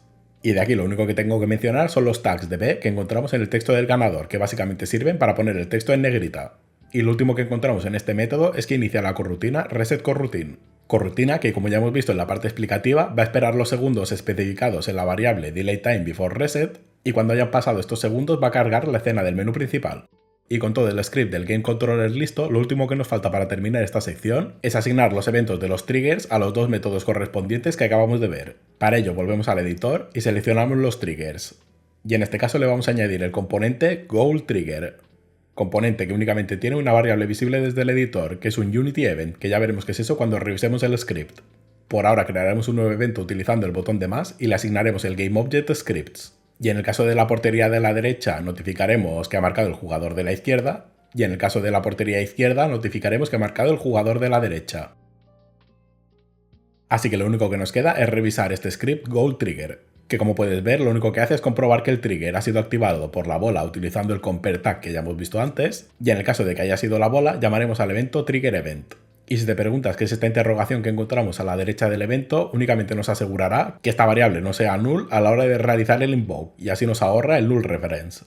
Y en cuanto a la variable de tipo UnityEvent, como puedes suponer, nos permitirá asignar múltiples eventos que se ejecutarán cuando llamemos al invoke. Y con esto listo ya podemos ir al editor y crear el tag de ball, al que asignaremos directamente al prefab. Y con todo esto listo, si empezamos el juego, puedes ver como después de marcar nos muestra el resultado y pasados 5 segundos nos lleva a la escena del menú principal.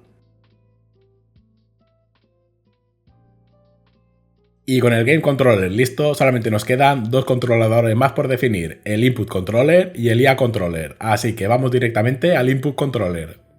Y antes de ponernos con el Input Controller tenemos que saber exactamente qué competencias va a tener, y es el que se va a encargar de eliminar la gestión temporal que teníamos por ahora en el controlador de la pala de la gestión de entrada del usuario. Este controlador, utilizando la opción que haya elegido el usuario en el menú principal, es decir, la opción de un jugador o la opción de dos jugadores, se encargará de habilitar el mapa de acciones correspondiente a los jugadores que haya elegido. Y aunque aún no tenemos la manera de detectar qué opción ha elegido el jugador en el menú principal y tampoco tenemos la implementación de la IA, en este script dejaremos el camino listo para ambas cosas. Y sin enrollarme más, vamos al editor y vamos a completar estas dos tareas, tanto la definición del sistema de input que utilizará el usuario con los diferentes mapas de acciones, como la implementación del Input Controller. Pues ha llegado la hora de gestionar correctamente la entrada del usuario, y empezaremos definiendo los mapas de acciones que necesitaremos. Para ello vamos a ir a la carpeta Inputs del panel de proyecto, y crearemos un nuevo Input Actions con el nombre de Pong Actions, al cual empezaremos añadiendo el mapa de acciones correspondiente al jugador número 1, que tendrá el nombre de Player 1. Y en este mapa de acciones definiremos dos acciones diferentes, una para el movimiento y otra para finalizar la partida. Utilizaremos esta acción que viene creada por defecto y la renombraremos a Movement. Y cambiaremos el Action Type de Button a Value. Y luego con el Action Type establecido pasaremos el Control Type de Any a Axis. Y con la acción del movimiento configurada vamos a eliminar el binding que viene por defecto y crearemos un nuevo binding de tipo Positive Negative, lo que nos permitirá gestionar en un solo binding si el jugador ha pulsado hacia arriba o hacia abajo. Y configuraremos en el campo de Positive la tecla W. y en el campo de Negative la tecla S.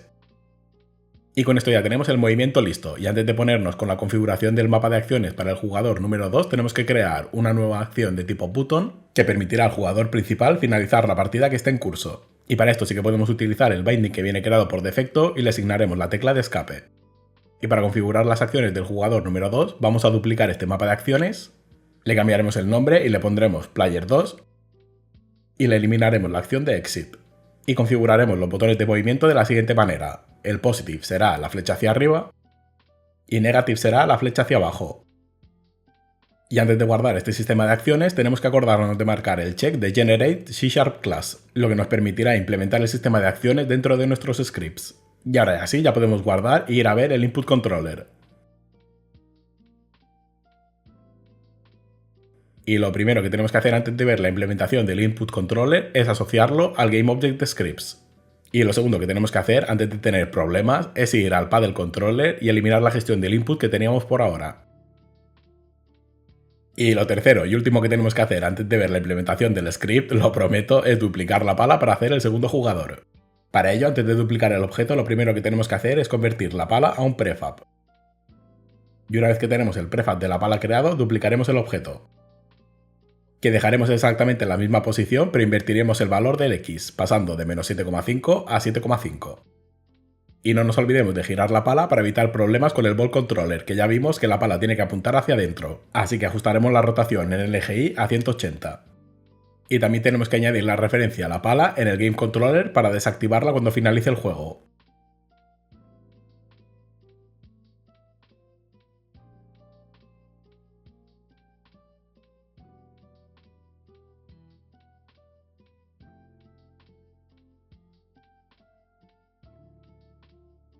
Y con todos estos cambios, ahora sí que nos podemos poner directamente en la implementación del Input Controller, empezando por ejemplo por establecer las referencias a la pala izquierda y a la pala derecha al componente que acabamos de añadir en el GameObject de Scripts. Y desde aquí mismo podemos ir a Edit Script para ver la estructura que tiene. Que como puedes ver empezamos definiendo las dos variables visibles desde el editor que acabamos de configurar. Y como variables privadas, en este caso únicamente encontramos una que es PongActions, que son las acciones que hemos configurado antes, que se inicializa en el awake y se establecen los eventos en el start. Y además por ahora, puesto que aún no tenemos ningún sistema implementado para saber cuál de las dos opciones ha elegido el usuario del menú principal, vamos a forzar el modo de 2 jugadores. Y como puedes ver, la asignación de los eventos es bastante simple. En el caso que se detecte que el jugador 1 ha pulsado el botón hacia arriba o hacia abajo, se va a llamar al método HandlePlayer1 Movement Start. Y si el sistema de acciones detecta que el jugador ha dejado de pulsar estos botones, se va a llamar al método HandlePlayer1 Movement Stop. Y en el caso de que pulse el botón de Exit, se va a llamar al método HandleExitGame. Y una vez que hemos suscrito los métodos correspondientes a estos eventos, lo que tenemos que hacer es activar el input del jugador número 1. Que aquí, como puedes ver, no hay ninguna condición porque siempre va a haber un jugador número 1. A diferencia del sistema de acciones del jugador número 2, que sí que está condicionado, puesto que únicamente realizaremos la suscripción a estos eventos si el modo de juego está establecido a 2 jugadores. Y para finalizar lo que hacemos es activar el sistema de acciones. Y luego en el método destroy lo que hacemos es deshabilitar el sistema de acciones y desuscribirnos de todos y cada uno de los métodos que nos hemos suscrito antes. Y también tenemos que deshabilitar cada uno de los mapas de acciones que hemos habilitado antes. Y visto todos los eventos a los que nos tenemos que suscribir y la estructura que tiene el script, podemos pasar a ver los métodos que tenemos. Que la verdad es que visto lo visto hasta el momento tampoco tiene mucha ciencia. Empezamos con los métodos correspondientes al movimiento del jugador número 1, que lo primero que hacemos en el caso del Movement Start es leer la entrada del Input Actions. Si recuerdas del mapa de acciones que hemos definido antes, W está establecido como positivo, por lo tanto, si el valor que hemos leído es mayor a 0, vamos a mover la pala hacia arriba. Y si no es mayor a 0, quiere decir que es negativo, porque el Input Actions que hemos definido únicamente tiene positivo y negativo. Así que si el input que acabamos de leer no es positivo, vamos a mover la pala hacia abajo. Y el Movement Stop del player número 1 lo único que hace es parar la pala de la izquierda. Y encontramos exactamente el mismo sistema para gestionar la entrada del jugador número 2, pero en este caso moveremos la pala de la derecha. Y el último método que encontramos para dejar la partida mientras estemos jugando, lo único que hace es cargar la escena del menú principal. Y con todo visto, lo último que tenemos que hacer es probarlo, así que vamos al editor y vamos a pulsar play para ver cómo podemos mover las dos palas.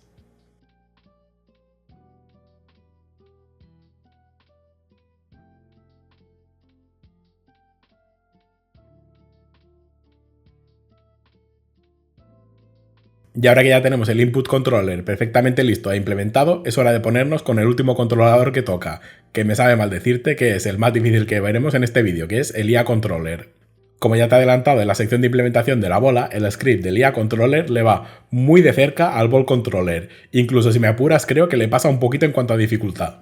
Esta dificultad se debe sobre todo a que este componente utiliza herramientas que no hemos visto hasta ahora, herramientas que ya te digo que necesitan una explicación aparte y que veremos ahora mismo.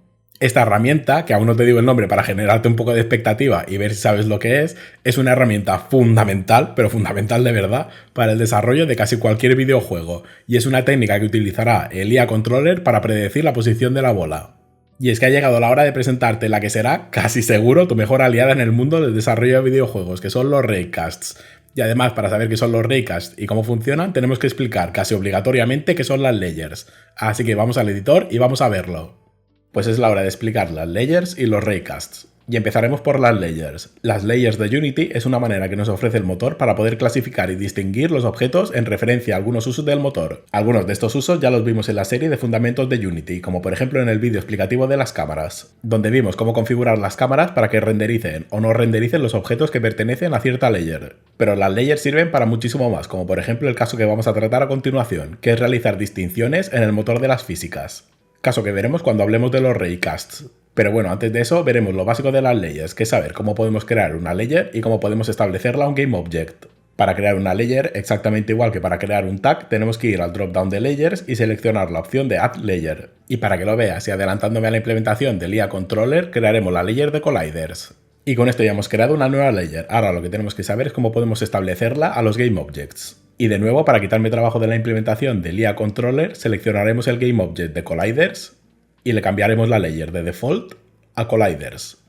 Y cuando nos notifique si queremos cambiar también la layer de los GameObject que contiene este GameObject, le diremos que sí. Así todos los hijos de este GameObject van a tener la misma layer, que es exactamente lo que nos interesa. Y con esta configuración podemos pasar a explicar los raycasts, que como estamos en un entorno 2D, vamos a utilizar los raycasts 2D, pero bueno, que sepas que exactamente igual que existen los raycasts 2D, existen los raycasts normales para los entornos 3D. Y bueno, sin enrollarme mucho, un raycast básicamente nos va a permitir simular un rayo físico que va a colisionar con cualquier objeto que tenga un collider. Y que por supuesto, y a raíz de todo esto viene la explicación de las layers, le podemos especificar alguna layer concreta, para evitar por ejemplo que el rayo impacte con otras colisiones que estén en otras layers que no nos interesen. Para nuestro ejemplo nos interesa que el raycast impacte con todos los colliders establecidos en la layer de colliders y ignore todos los otros, como puede ser el GameObject que se llama Extra Collider, que como puedes ver es exactamente igual que los anteriores, pero no está establecido en la layer de colliders.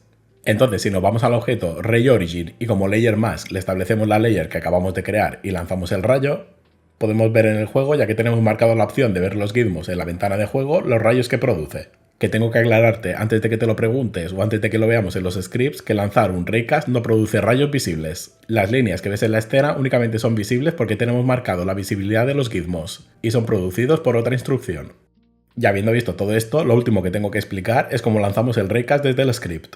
Script que, como puedes ver, únicamente tiene tres variables visibles desde el editor: la cantidad de rebotes que vamos a calcular, la dirección inicial del raycast y una variable de tipo layerMask que nos va a ayudar a determinar las layers que se verán afectadas por el raycast.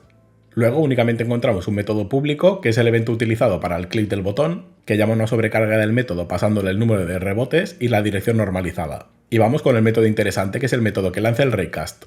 Empezamos obteniendo la posición inicial del raycast, que en este caso utilizaré la posición del objeto que contiene el script, y con un bucle for empezando desde 0 hasta conseguir el número de rebotes máximo, calcularemos las siguientes instrucciones. La primera instrucción no puede ser otra que lanzar el raycast, que nos va a devolver un raycast hit, que es un objeto que va a contener toda la información de la colisión si ha habido alguna del raycast. Y para lanzar el rayo lo único que tenemos que hacer es establecer la posición inicial del rayo, la dirección en la cual irá, la distancia máxima que tendrá el rayo hasta esperar un impacto y las layers que comprobará el rayo para comprobar si ha habido una colisión.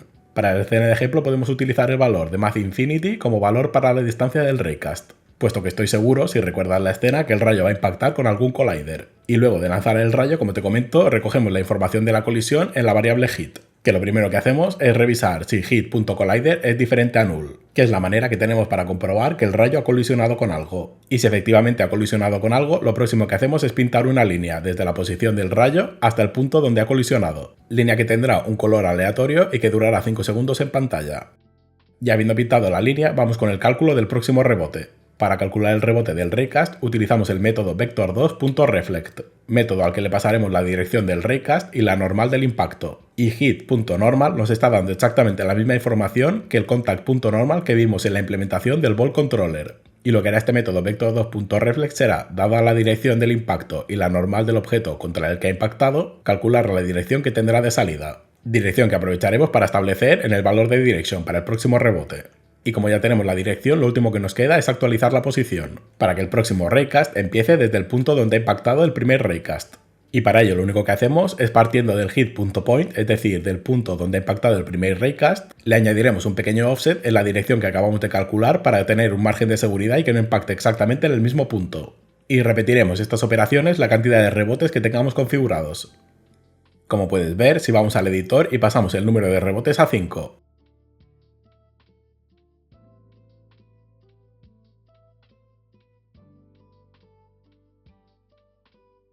Entonces, ahora que ya sabemos que son los raycasts, y sumado a que ya hemos explicado antes que son las corrutinas, podemos ver tranquilamente la implementación del IA Controller, donde está claro que vamos a juntar ambas funcionalidades. El comportamiento que va a tener este componente va a ser el siguiente, adelantándome un poquito a la implementación. Lo primero que va a hacer es detectar si la bola se está acercando o se está alejando de la pala, y en el caso de que se esté acercando a la pala va a intentar predecir su posición, y en base a esta posición va a mover la pala hacia arriba o hacia abajo o se va a parar de mover. Un comportamiento bastante fácil e intuitivo, ¿no? Pues venga, vamos al editor y vamos a ver cómo podemos conseguirlo. Pues vamos con la implementación del script que se puede decir que es la joya de la corona del Pong, que es la implementación del IA Controller. Aunque con la sección explicativa de antes, explicándote qué son los raycast y los layers en Unity, se me va a hacer todo mucho más fácil. Lo que me recuerda a la primera modificación de la escena, que es pasar el GameObject Colliders al layer de Colliders. Layer que, si te acuerdas, hemos creado antes. Y otra modificación que he hecho ha sido en el script GameController, que he añadido este evento que se va a llamar cuando la bola se reinicie. Y ya que estamos en el IDE, vamos a ver la implementación del IA Controller, que este componente está pensado de forma un poquito especial. Puesto que de la manera que lo he pensado, vamos a añadir este componente en tiempo de ejecución a la pala de la derecha. Así te enseño algo nuevo, puesto que creo que aún no hemos visto en ningún momento cómo podemos añadir componentes en tiempo de ejecución. Así que venga, vamos a explicar el script. Como ves, en este script no tenemos ninguna variable visible desde el editor, puesto que, como te acabo de decir, no está pensado para eso, está pensado para ser añadida directamente en tiempo de ejecución. Y como variables privadas empezaremos definiendo la primera, que va a ser una referencia a la corrutina que se va a encargar de predecir la posición de la bola. Y luego encontramos las siguientes referencias: el RigidBody 2D de la bola, el GameController y el Paddle Controller que tendrá asociado este GameObject. Y luego encontramos tres variables más: la primera, que va a contener la posición que ya he calculado para la bola; la segunda, que nos va a ayudar a gestionar la layer mask de los colliders, que ya hemos visto que es eso en la parte explicativa; y por último terminamos con un booleano que nos va a ayudar a determinar si la bola está moviéndose hacia la pala o se está moviendo en dirección contraria. Y vistas todas las variables que utilizaremos, pasamos a los métodos de Unity, empezando por el awake. Lo primero que haremos es buscar el objeto de la bola, y si encontramos el objeto, intentaremos realizar el tryGetComponent del RigidBody 2D de la bola, y utilizaremos como parámetro out la variable que hemos definido antes. Y haremos exactamente lo mismo para buscar el objeto del script, pero en este caso en vez de utilizar un tag, utilizaremos el nombre de la jerarquía. Y si encontramos el objeto, realizaremos el tryGetComponent del GameController. Y seguimos con el resto de inicializaciones. Establecemos el valor de la variable predictBallPositionCorroutine a null. Y obtenemos la referencia al Paddle Controller del GameObject en el cual nos encontremos. Lo próximo que hacemos es inicializar la variable predictBallPosition a null, puesto que es un vector 2 nullable, y calculamos el valor de la variable collidersLayerMask con el método getMask de LayerMask, pasándole por parámetro el valor de colliders. Método que podemos utilizar para calcular la LayerMask correspondiente pasándole los nombres de las layers que nos interese por parámetro. Y por último establecemos el valor de la variable ballGoingTowardsPaddle a false. Y visto el método await, pasamos al método start, que como puedes ver lo utilizamos para suscribirnos al evento onBallReset que hemos definido antes en el GameController. Y nos vamos al update, que es donde encontramos la primera parte interesante de este script. El primer bloque es el que utilizaremos para detectar si la bola está viniendo hacia la pala o se está alejando.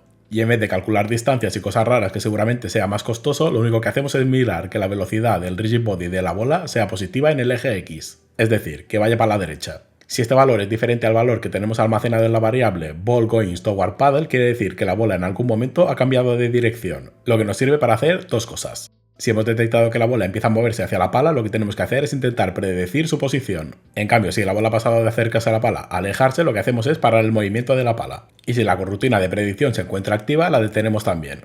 Para predecir la posición que tendrá la bola y que la pala se coloque correctamente, lo hacemos mediante una corrutina que veremos más adelante. Así podemos evitar saltar y continuamos con este método. Entonces, una vez que hemos actualizado la información relativa a si la bola se está acercando o se está alejando, lo próximo que tenemos que hacer es revisar la posición que tiene la pala. Para ello utilizaremos la variable PredictBallPosition para saber si tenemos que mover la pala hacia arriba o hacia abajo. Y para saber a qué distancia tenemos la posición que hemos calculado, lo único que hacemos es restar la posición que hemos calculado con nuestra posición.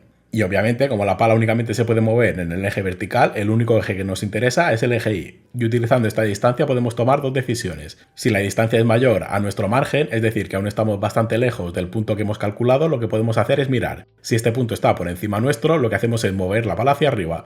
Y si este punto está por debajo nuestro, lo que hacemos es mover la pala hacia abajo. Y si la distancia nos está indicando que estamos bastante cerca del punto que hemos calculado, pues paramos el movimiento. Y terminando con el update, pasamos al onDestroy, que lo único que hace es de suscribirnos al evento onBallReset que nos hemos suscrito antes. Y vamos con la definición de los métodos privados, empezando por ejemplo por el método que se va a llamar cada vez que se detecta que la bola se reinicia, que lo único que hace es parar el movimiento y reiniciar el valor de la variable ball going towards paddle a false.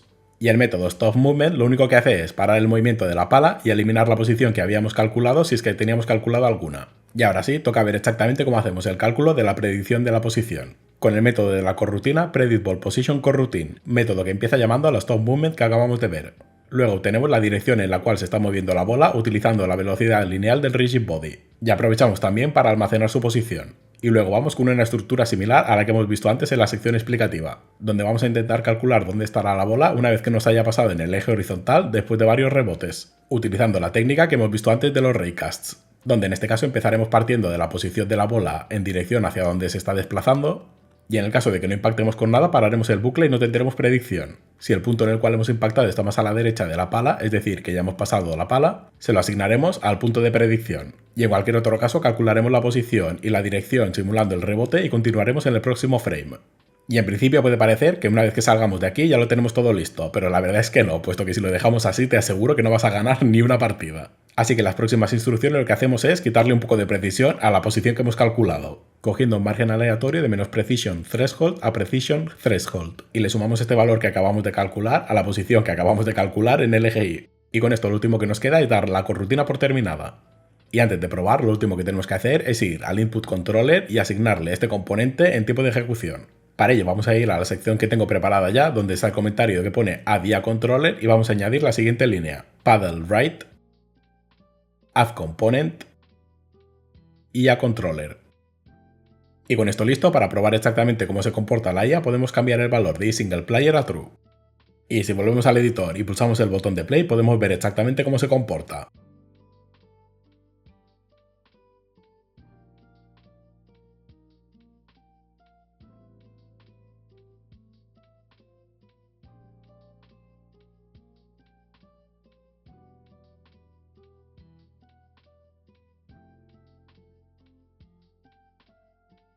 Y enhorabuena, porque con este controlador no solamente hemos visto el componente más complicado del Pong, sino que acabamos de definir todas las entidades que conformarán la parte lógica del juego: el Game Controller, el Input Controller y el IA Controller, y además podemos dar por completadas todas las entidades: el Paddle Controller y el Ball Controller.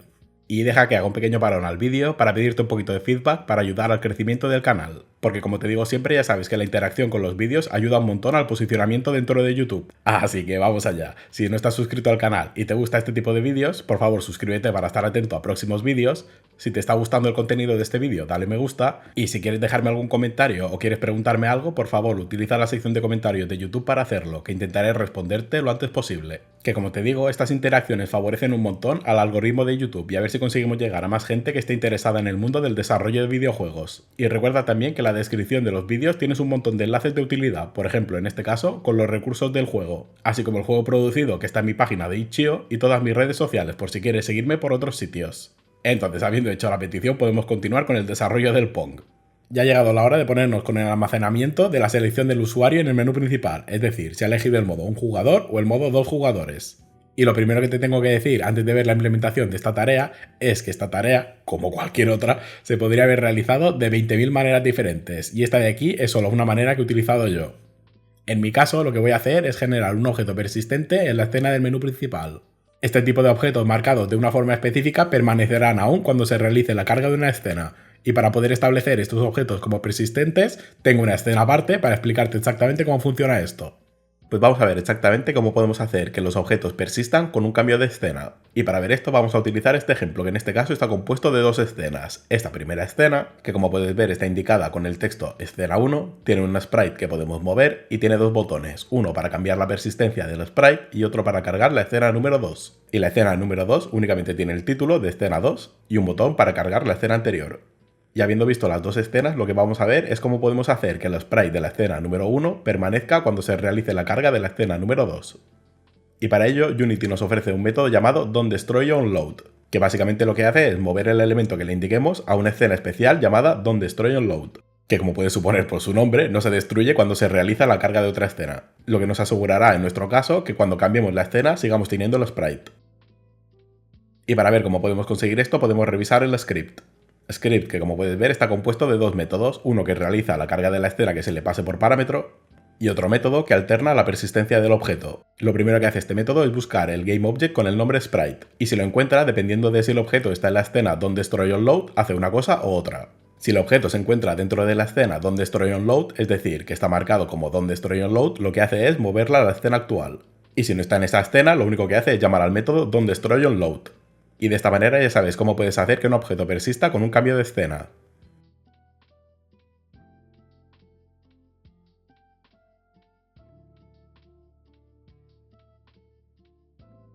Y habiendo visto esta sección explicativa, te tengo que decir que este de aquí es el último parón que hago, te lo prometo, porque a partir de aquí vamos cuesta abajo y sin frenos hacia la finalización del Pong. Y sabiendo que por fin no tenemos más cortes explicativos y habiendo visto los métodos DonDestroyOnLoad y la información relativa a la persistencia de los objetos, podemos pasar al editor y ver exactamente la implementación que he hecho. Pues es hora de utilizarlo, como hemos visto en la sección explicativa, para almacenar la opción que ha elegido el usuario en el menú principal. Y el primer paso que tenemos que hacer en este caso es crear un GameObject en el menú principal que se va a llamar PersistentObject, al que le vamos a asignar el componente PersistentDataHandler, que en este caso, antes de pasar a los siguientes pasos, vamos a mirar la estructura que tiene. En este script encontramos una propiedad pública llamada isSinglePlayerGame, que cuando se consulta, es decir, que se llama al método get de la propiedad, lo que hace es destruir el objeto y devolver el valor de la variable isSinglePlayerGame. Y cuando se establece el valor de la propiedad, lo único que se hace es establecer el valor de la variable privada isSinglePlayerGame, variable que está declarada justo debajo y que nos ayudará a gestionar la opción que ha elegido el usuario en el menú principal. Y el último método que nos queda para explicar de este script es el método de la wake, que como puedes ver lo único que hace es establecer el valor de la variable isSinglePlayerGame a false y marca el objeto como DonDestroyOnLoad. Y ya que estamos en el IDE vamos a ver el método que he creado para asignarle a los dos botones del menú principal.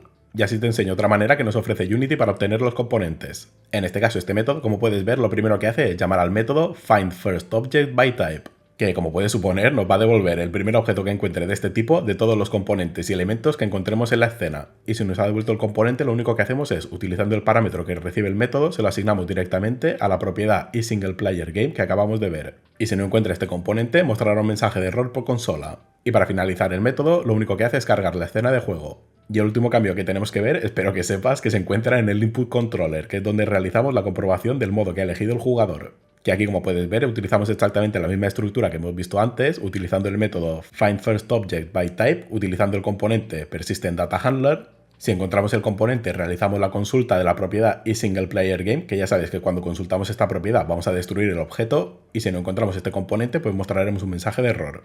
Y con todos los cambios de este bloque listos, podemos volver a la escena del menú principal y asignar el método SelectMode que hemos visto antes. Primero seleccionaremos el GameObject SinglePlayerButton, y en el evento onClick le estableceremos el método SelectMode con el parámetro booleano isSinglePlayerGame marcado a true.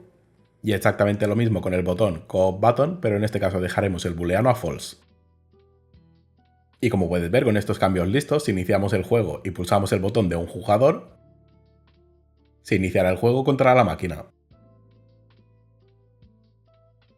Y si pulsamos el botón escape para ir al menú principal y seleccionamos el modo de dos jugadores, cuando se inicie el juego, podremos controlar la pala con el input del segundo jugador. Esta tarea, que como has podido ver es muy corta y para nada complicada de hacer, es una tarea esencial para cerrar el ciclo de información del juego, puesto que con este componente podremos establecer información en el menú principal y ser consultada directamente en la escena de juego. Y con esto listo, empezamos ya con la fase final del desarrollo del Pong, donde realizaremos las pequeñas implementaciones que nos faltan, empezando por ejemplo por el controlador del menú principal. Controlador que nos permitirá por fin quitar los dos botones completamente innecesarios, como ya te dije en la fase de Game Design del menú principal. Para completar esta tarea tendremos que añadir un nuevo mapa de acciones que se va a corresponder con la gestión del menú, lo que permitirá al usuario seleccionar una opción determinada, y además añadiremos la opción de que el usuario pueda cerrar el juego. Y además realizaremos una implementación que te permitirá gestionar infinidad de opciones con eventos asociados. Así que vamos al editor y vamos a ver cómo podemos quitar estos botones. Pues como te acabo de decir, por fin vamos a quitar los botones del menú principal y haremos un menú como toca, utilizando las teclas. Lo primero que tenemos que hacer es añadir el mapa de acciones correspondientes al menú en el sistema de acciones que tenemos definido. Para ello iremos a la carpeta Inputs y abriremos el fichero Pong Actions, y le crearemos un nuevo mapa de acciones llamado Menú. Y empezaremos configurando la primera acción disponible, que va a ser moverse entre las opciones del menú. Para esta primera acción vamos a utilizar el mismo sistema que utilizamos para mover las palas. Empezaremos cambiándole el nombre a la acción a Movement. Luego pasaremos el Action Type de Button a Value.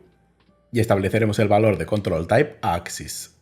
Luego eliminaremos el binding que viene creado por defecto y crearemos un nuevo binding de tipo Positive Negative, al que le estableceremos las siguientes teclas. Al campo de Negative le pondremos la tecla A.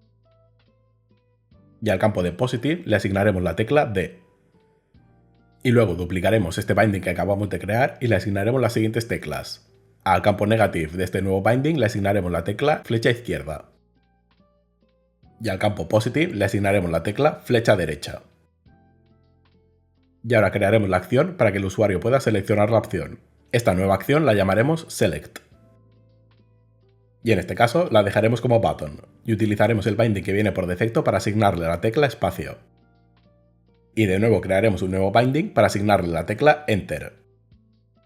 Y vamos con la última acción que tendremos disponible en el menú, que será salir del juego. Para ello creamos de nuevo una nueva acción llamada Exit, que también dejaremos como button y utilizaremos el binding que viene creado por defecto para asignarle la tecla Escape.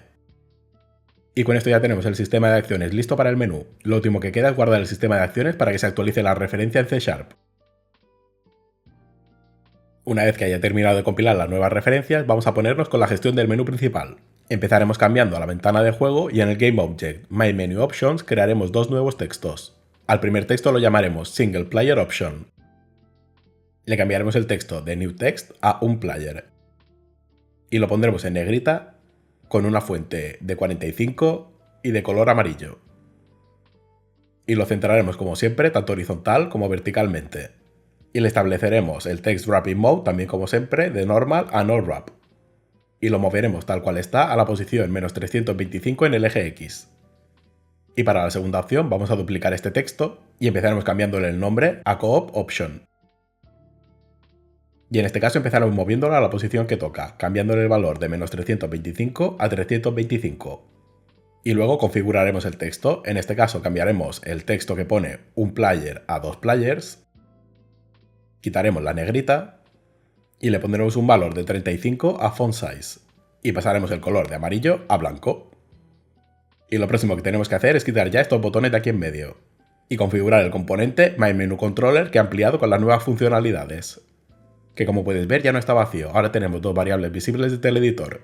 Una lista de TextMesh Pro que serán las opciones, que podemos aprovechar ya para establecerlas.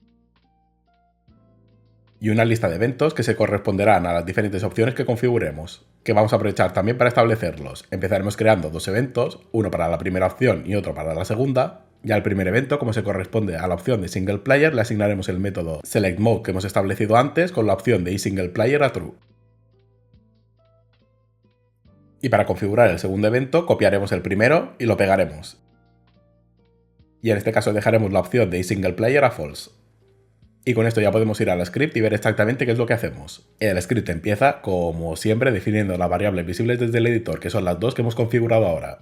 Después encontramos las variables privadas, que en este caso encontramos dos, un Pong Actions que nos servirá para gestionar la entrada del usuario, y la variable Current Option Index, que es un integer que nos ayudará a saber en qué opción nos encontramos.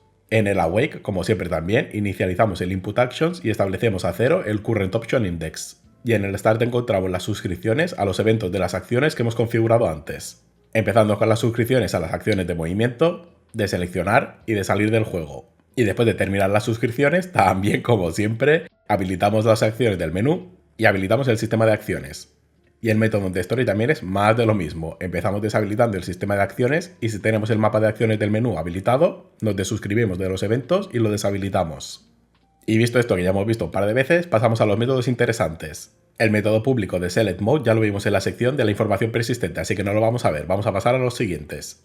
Y el primer método que encontramos, aunque parezca muy largo y que tiene mucha cosa, es el que nos va a ayudar a gestionar la opción que tenemos seleccionada en este momento. Y como hemos visto antes, es el método que se va a llamar cuando el jugador pulse el botón izquierdo o el botón derecho. Es decir, la tecla A o la flecha izquierda para la izquierda y la tecla D o la flecha derecha para la derecha. Entonces lo primero que hacemos aquí es leer el valor del axis, que como hemos configurado el sistema de acciones, el axis negativo se va a corresponder a la izquierda y el axis positivo a la derecha. Así que lo primero que miramos, por si acaso, es que el valor sea diferente a 0, y luego declaramos una variable newOptionIndex que nos ayudará a calcular el nuevo índice sin modificar el índice actual. Y luego miramos si el valor del input es mayor que 0, es decir, que ha pulsado el botón de la derecha, en cuyo caso vamos a sumar 1 al índice y si nos hemos pasado del número de opciones lo establecemos a la primera opción.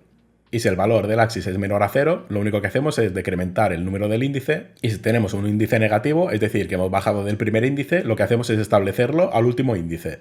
Y de esta manera conseguimos hacer un bucle entre las opciones, haciendo que si estamos en la última opción e intentamos ir a la nueva opción de la derecha, nos va a conducir a la primera, y si estamos en la primera opción e intentamos ir hacia la izquierda, nos va a conducir a la última opción. Y ahora que ya tenemos el nuevo índice calculado, lo único que tenemos que hacer es cambiar el estilo del texto, cosa que hacemos con estas instrucciones tan chulas.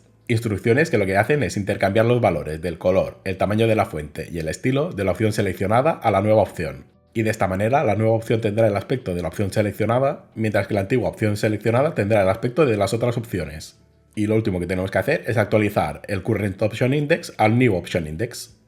Y pasamos a los otros dos métodos que son más fáciles de explicar, empezando por el método de Handle Menu Select, método que se va a llamar cuando el jugador active la opción de Select. Y lo único que hace este método, como puedes ver, es utilizar el índice de la opción seleccionada para llamar al Unity Event correspondiente.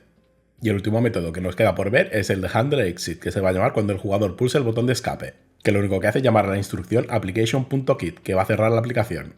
Y si volvemos al editor y pulsamos el botón de play, ahora sí que tenemos un menú funcional y así no obligamos al jugador a utilizar el mouse. Y si pulsamos la tecla A o la flecha izquierda, iremos hacia la izquierda, y si pulsamos la tecla D o la flecha derecha, pues nos moveremos hacia la derecha. Aunque obviamente al tener dos opciones tenemos el mismo resultado. Y si pulsamos la tecla espacio en la opción de un jugador, pues iniciará el juego de un jugador, y si salimos, y si en este caso pulsamos el botón de Enter encima del modo dos jugadores, pues iniciará el juego con dos jugadores. Y ahora sí que sí, teniendo el menú principal como toca, sin esos dos botones tan engorrosos que obligan al usuario a utilizar el ratón, podemos ponernos con la parte final, que es pulir el aspecto visual del juego. Y es que una vez que todas las piezas del puzzle encajan, por así decirlo, todas las interfaces montadas, todas las entidades listas y definidas, todos los controladores listos y con sentido y que funcionan perfectamente, podemos ponernos con la parte visual del juego. Y precisamente en esto es en lo que consiste este bloque de tareas, en utilizar las imágenes finales de la interfaz de usuario, implementar los diferentes sprites que he desarrollado para el juego y en implementar las diferentes fuentes que tengo pensadas tanto para los títulos como para los subtítulos. Así que venga, vamos al editor y vamos a dejar esto un poco bonito. Pues empezamos ya con la parte final del desarrollo del POM, que es pues dejarlo un poco bonito. Empezaremos cambiando el color del fondo de las cámaras, tanto de la escena principal como de la escena de juego, que dejaremos con un color negro.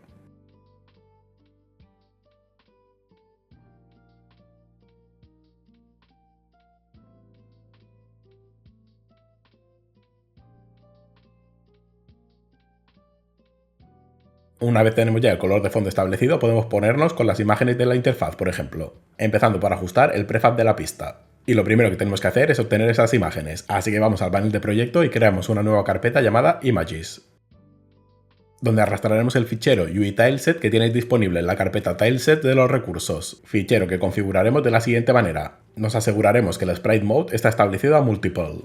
Luego pasaremos el Filter Mode de Bilinear a Point, no Filter. Y lo próximo que haremos es pulsar sobre el botón que pone Open Sprite Editor. Una vez que se abra el Sprite Editor, iremos a la sección de arriba que pone Slice y en la propiedad que pone Type estableceremos el tipo de Grid by Cell Count, modo al que le especificaremos dos columnas y dos filas. Y nos aseguraremos que la propiedad de Method está establecida a Delete Existing, para que cuando realicemos las nuevas secciones se eliminen las anteriores. Y una vez ya tenemos la configuración lista, podemos pulsar el botón de Slice.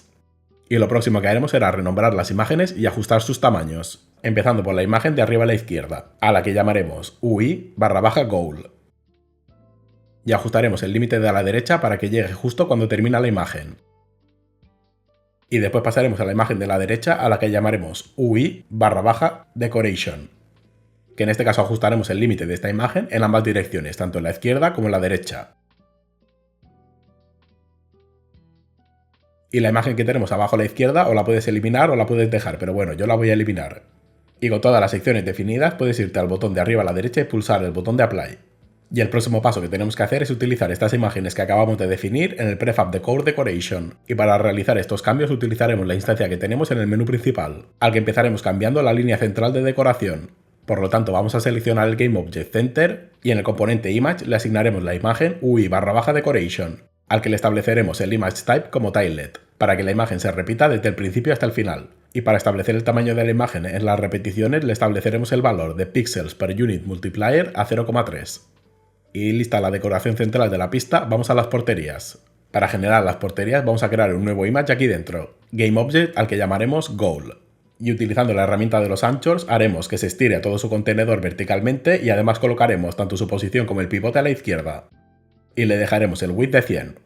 Y en el componente image en este caso le pondremos el elemento UI/goal y que marcaremos exactamente igual que en el caso anterior con el image type como tilet. Pero en este caso utilizaremos 0,12 en el valor de pixels per unit multiplier. Y además en el campo color aprovecharemos para bajarle un poquito la opacidad, pasando el valor alfa de 1 a 0,3.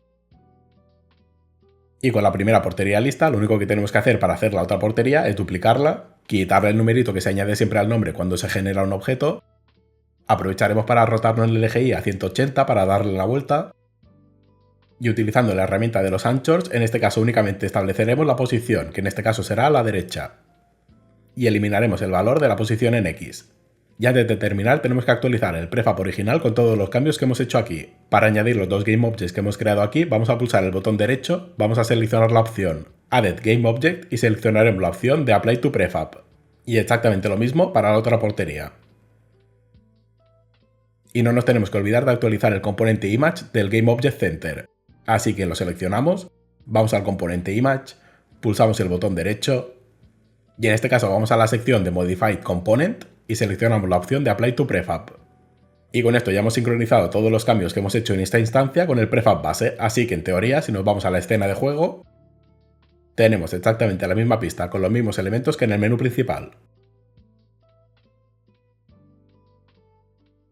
Entonces, hecho esto, es hora de utilizar los sprites finales tanto para la pala como para la bola. Así que volvemos a la escena de juego y aprovecharemos para modificarlos desde ahí. Para los sprites tenemos que ir a la carpeta Sprites y arrastrar el fichero Sprite Tileset que puedes encontrar en la misma carpeta de Tileset en los recursos, que configuraremos de manera muy similar. Empezaremos de nuevo asegurándonos que el Sprite Mode está establecido a Multiple, pasaremos de nuevo también el Filter Mode de Bilinear a Point y aplicaremos los cambios para abrir el Sprite Editor.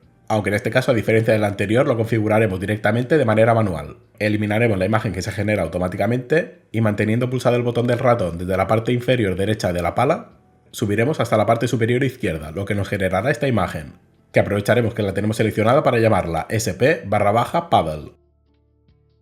Y haremos exactamente lo mismo para la bola, pero en este caso llamaremos al sprite SP/ball. Y con esto listo podemos pulsar el botón de Apply. Y con los sprites listos es hora de configurar las entidades, empezando por ejemplo ya que tenemos una instancia en el editor por la pala, a la que para empezar le reiniciaremos la escala a 1 en todos los ejes. Y ajustada la escala, en el componente Sprite Renderer seleccionaremos el sprite que acabamos de crear, SP/paddle. Y como podéis ver la pala se ve súper pequeña, esto se debe a la configuración de la propiedad pixel per unit de la imagen, propiedad que podemos ver en la importación del fichero, que como podéis ver por defecto tiene un valor de 100, lo que nos está indicando que cada 100 píxeles se va a corresponder con una unidad dentro de Unity, y para el tamaño de la imagen que tengo configurada con un valor de 15 ya nos vendría bien. Así que pasamos este valor a 15 y pulsamos el botón de Apply. Y ahora sí la pala ya tiene un tamaño más adecuado. Y lo próximo que tenemos que hacer es ajustar el tamaño del Box Collider, al que le pondremos una anchura de 0,26 y una altura de 1,05. Y para realizar exactamente los mismos cambios a la otra pala tenemos que aplicar los cambios que hemos hecho en esta instancia al prefab, empezando por los cambios en la escala, continuando con los cambios del componente Sprite Renderer y terminando con los cambios del componente Box Collider 2D. Y con esto ya tenemos la pala lista. Lo último que tenemos que ajustar es la entidad de la bola, que para verlo mejor vamos a arrastrar el prefab a la escena para tener una instancia visible. Y empezaremos como en el caso de la pala, reiniciando el valor de la escala, estableciéndolo a 1. Y pasando el valor del sprite renderer de circle a sp/ball. Y aquí la única modificación que tenemos que hacer es ajustar el radio del Circle Collider 2D, que pasaremos de 0,5 a 0,125. Y exactamente igual que en el caso de la pala, vamos a aplicar los cambios al prefab.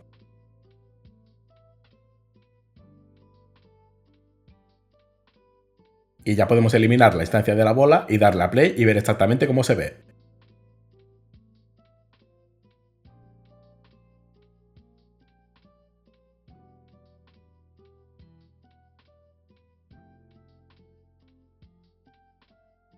Y vamos con los últimos cambios que tenemos que efectuar para dejar este juego perfecto, que es cambiar la fuente por defecto. Para importar las fuentes, iremos a la raíz del panel de proyecto y arrastraremos los ficheros basefont.ttf y titlefont.ttf, que puedes encontrar en la carpeta de fonts en los recursos del juego, en la carpeta de fonts del proyecto. Y empezaremos creando el fichero que te va a permitir utilizar esta fuente en los elementos TextMesh Pro. Para crear este fichero vamos a seleccionar, por ejemplo, la primera fuente, basefont, y en los tres puntitos verticales que encontramos arriba a la derecha, seleccionaremos la opción de Create TMP Font Asset. Fichero que, como te comento, pasará de la fuente a un fichero de configuración que podrás utilizar en los elementos de TextMesh Pro. Para este juego la configuración que viene por defecto ya va bien, así que vamos a pulsar sobre el botón que pone Generate Font Atlas. Y cuando termine de generar el atlas, que básicamente es una imagen con todos los caracteres disponibles de la fuente que hayamos configurado en la especificación de Character Set, podemos darle a Save y utilizar la ruta que viene por defecto, que es donde nos encontramos. Y repetiremos exactamente los mismos pasos para la fuente del título. Seleccionamos la fuente, vamos a los tres botones verticales de arriba a la derecha, Create TMP Font Asset, pulsamos el botón de Generate Font Atlas y lo guardamos. Y como estamos en la escena de juego, empezaremos configurando los marcadores y los textos del resultado. Para los marcadores utilizaremos la fuente de TitleFont, y para establecer esta fuente lo que tenemos que hacer es arrastrar el fichero TMP que hemos creado referente al TitleFont y establecerlo en el campo Font Asset.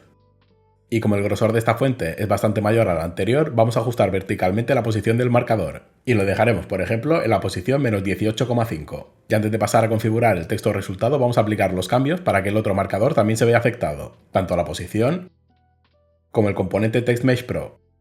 Y para configurar el texto resultado vamos a activar el GameObject y en este caso utilizaremos la otra fuente, la BaseFont, que en este caso al no tener tanta diferencia de grosor únicamente ajustaremos un par de píxeles, así que lo dejaremos en la posición I-20 y aplicaremos ambos cambios al prefab, tanto la posición como el componente TextMesh Pro. Y con esto listo podemos ocultar este GameObject de nuevo e ir al menú principal, al que le empezaremos configurando, por ejemplo, el título, que le asignaremos, como no puede ser de otra manera, la fuente del título que hemos configurado antes.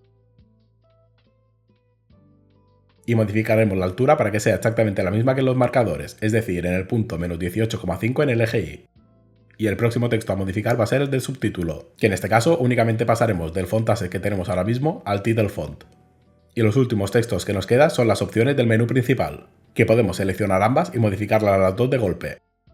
Y en este caso les asignaremos el font asset relativo a la base font. Y aprovecharemos que tenemos las dos fuentes seleccionadas para hacer que el texto siempre se muestre en mayúscula, pulsando este botón en el font style. Después de esto tienes que admitir que esto ya parece otra cosa, ¿eh? Estamos delante de un juego completamente diferente únicamente con 4 cambios. Lo que me lleva a explicar uno de los conceptos que me gustaría que quedara clarísimo durante este curso, y es que intentes abstraerte de lo que ves y que una cosa que sea bonita o una cosa que sea fea no tiene absolutamente nada que ver durante la fase de desarrollo. Y sobre todo dejar claro que durante la fase de desarrollo no necesitas los recursos finales. Tú puedes desarrollar un juego perfectamente y después realizar 4 cambios para implementar los sprites finales, los modelos finales, las animaciones finales, las imágenes finales, las texturas finales o lo que sea que aún no tengas. Tú puedes desarrollar completamente un juego sin tener estos recursos. Y a medida que el juego, proyecto, prototipo o lo que sea que estés haciendo vaya cogiendo forma, vayas haciendo poco a poco el reemplazo de los placeholders con los assets finales.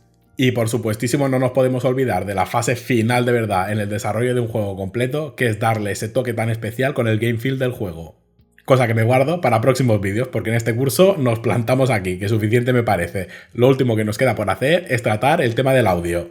Y es que sí, ha llegado la hora de darle ese punto final a nuestro juego sonorizándolo, es decir, añadiendo los diferentes efectos de sonido. Porque sin duda, otro aspecto fundamental del desarrollo de videojuegos es saber añadir los sonidos correctamente. Así que vamos a ver cómo podemos añadirle los sonidos correspondientes a nuestro juego.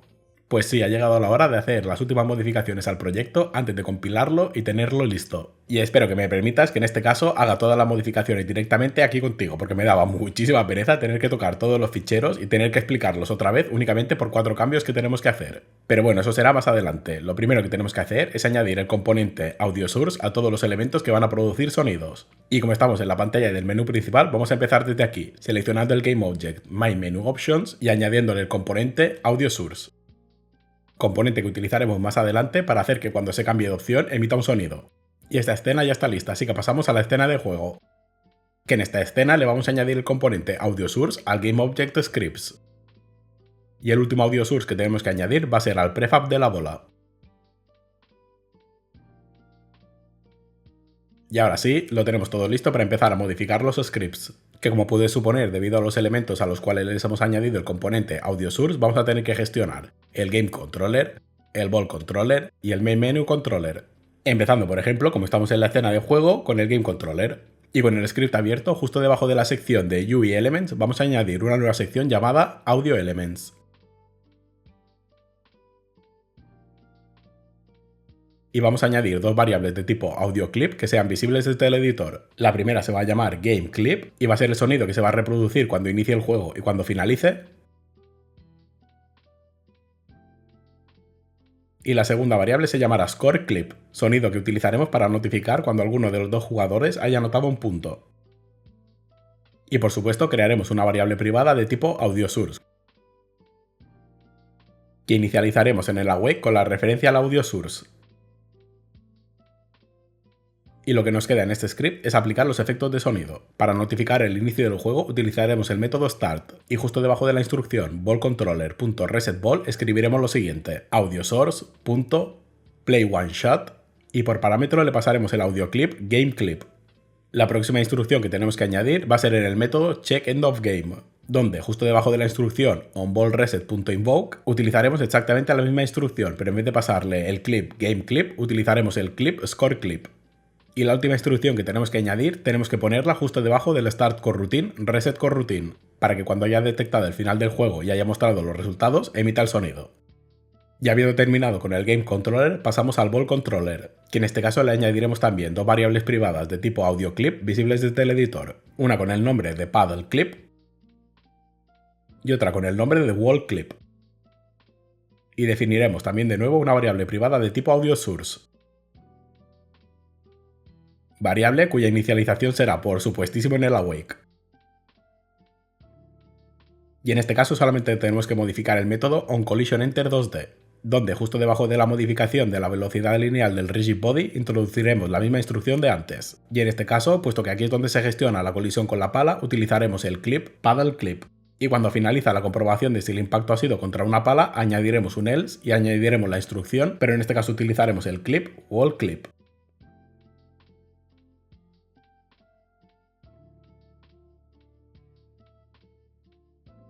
Y script listo, así que vamos con el último, que es con la gestión del menú principal, que también añadiremos una variable visible desde el editor de tipo AudioClip con el nombre de OptionChangeClip. Y también añadiremos una variable de tipo AudioSource que inicializaremos en el awake. Y en este caso, este audio clip lo reproduciremos cuando se realice un cambio de opción. Por eso nos vamos a ir al método handleMenuMovement y justo debajo de la actualización del currentOptionIndex añadiremos la misma instrucción pero pasándole el clip que acabamos de crear. Y con esto podemos volver a Unity y realizar la importación de los ficheros y la configuración de los diferentes scripts que acabamos de modificar. Empezando, obviamente, por la importación de los ficheros. Ficheros que, como te digo siempre, puedes encontrar en los recursos, en este caso en la carpeta de audio. Así que arrastramos los ficheros que encontramos en esta carpeta en nuestra carpeta de audio del proyecto. Y el audio lo podemos dejar tal cual se importa, así que vamos a configurar los diferentes scripts. Empezando, puesto que ahora estamos en el menú principal, por el menú principal. Así que seleccionando el Game Object My Menu Options, le asignaremos en la variable AudioClip, en este caso, el clip BallImpact02. Y los próximos clips que podemos establecer son, por ejemplo, los de la bola. Así que seleccionamos el prefab de la bola y en este caso en la variable paddleClip le asignaremos el clip BallImpact01. Y en la variable wallClip le asignaremos el sonido BallImpact02. Y bola lista, así que el último componente que tenemos que modificar es el Game Controller, así que para eso nos vamos a la escena de juego. Script, que en este caso configuraremos con los siguientes valores. En la propiedad GameClip estableceremos el clip de Game. Y en la propiedad ScoreClip estableceremos el clip de Score. Y con esto listo, ya tenemos el juego listo, podemos ir al menú principal y darle a play y ver qué tal suena.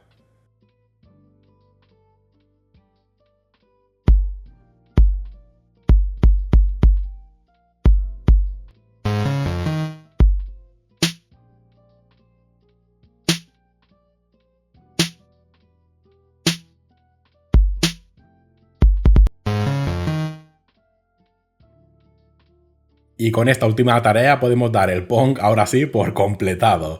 Y si es el primer curso que sigues o es el primer tutorial que haces y has conseguido completar la clase perfectamente, te doy la enhorabuena porque acabas de completar tu primer juego.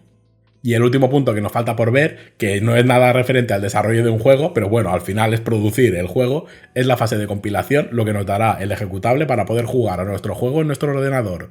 Para este curso nos centraremos en la compilación basada en sistemas de Windows, que suele ser la más sencilla puesto que no requiere configuraciones previas. Pero bueno, recuerda que una de las gracias de desarrollar en Unity es que te permite exportar el juego a diferentes plataformas. Como puede ser por ejemplo la plataforma de WebGL, plataforma que yo mismo he utilizado para publicar estos juegos en itch.io. Que aprovecho para decirte que tienes el enlace del juego en la descripción del vídeo. Y habiendo dicho esto, y no me enredo más, puesto que el vídeo es súper largo, vamos a terminar ya con el desarrollo del Pong haciendo lo último que tenemos que hacer, que es empaquetar el juego y conseguir el ejecutable. Y parte final del juego, obviamente no podía ser de otra manera, vamos a terminar con la compilación y la prueba del juego final. Una vez que hayamos terminado el juego y para obtener el ejecutable, lo que tenemos que hacer es compilarlo. Para ello tenemos dos maneras, o ir a la sección de Build Profiles y seleccionar la opción de Build, o seleccionar la opción de Build and Run, que va a compilar el juego y después lo va a ejecutar, que va a ser la que utilizaremos. Así que vamos a darle a Build and Run.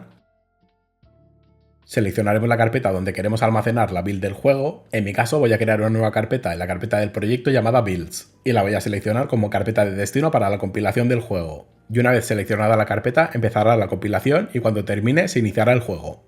Si durante el proceso de compilación te da algún error, no te preocupes porque es algo bastante normal, te lo aseguro.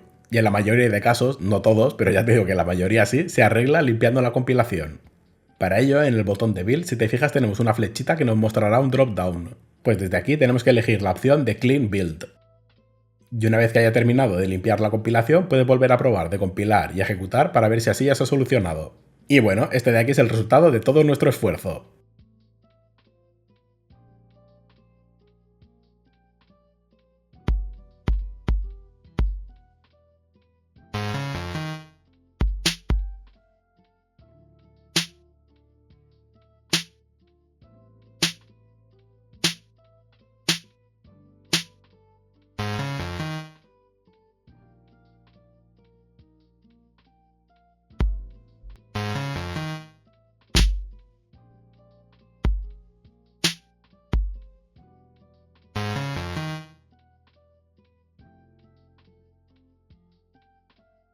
Y con la compilación lista, ahora sí, vídeo completado. Enhorabuena también si has llegado hasta aquí.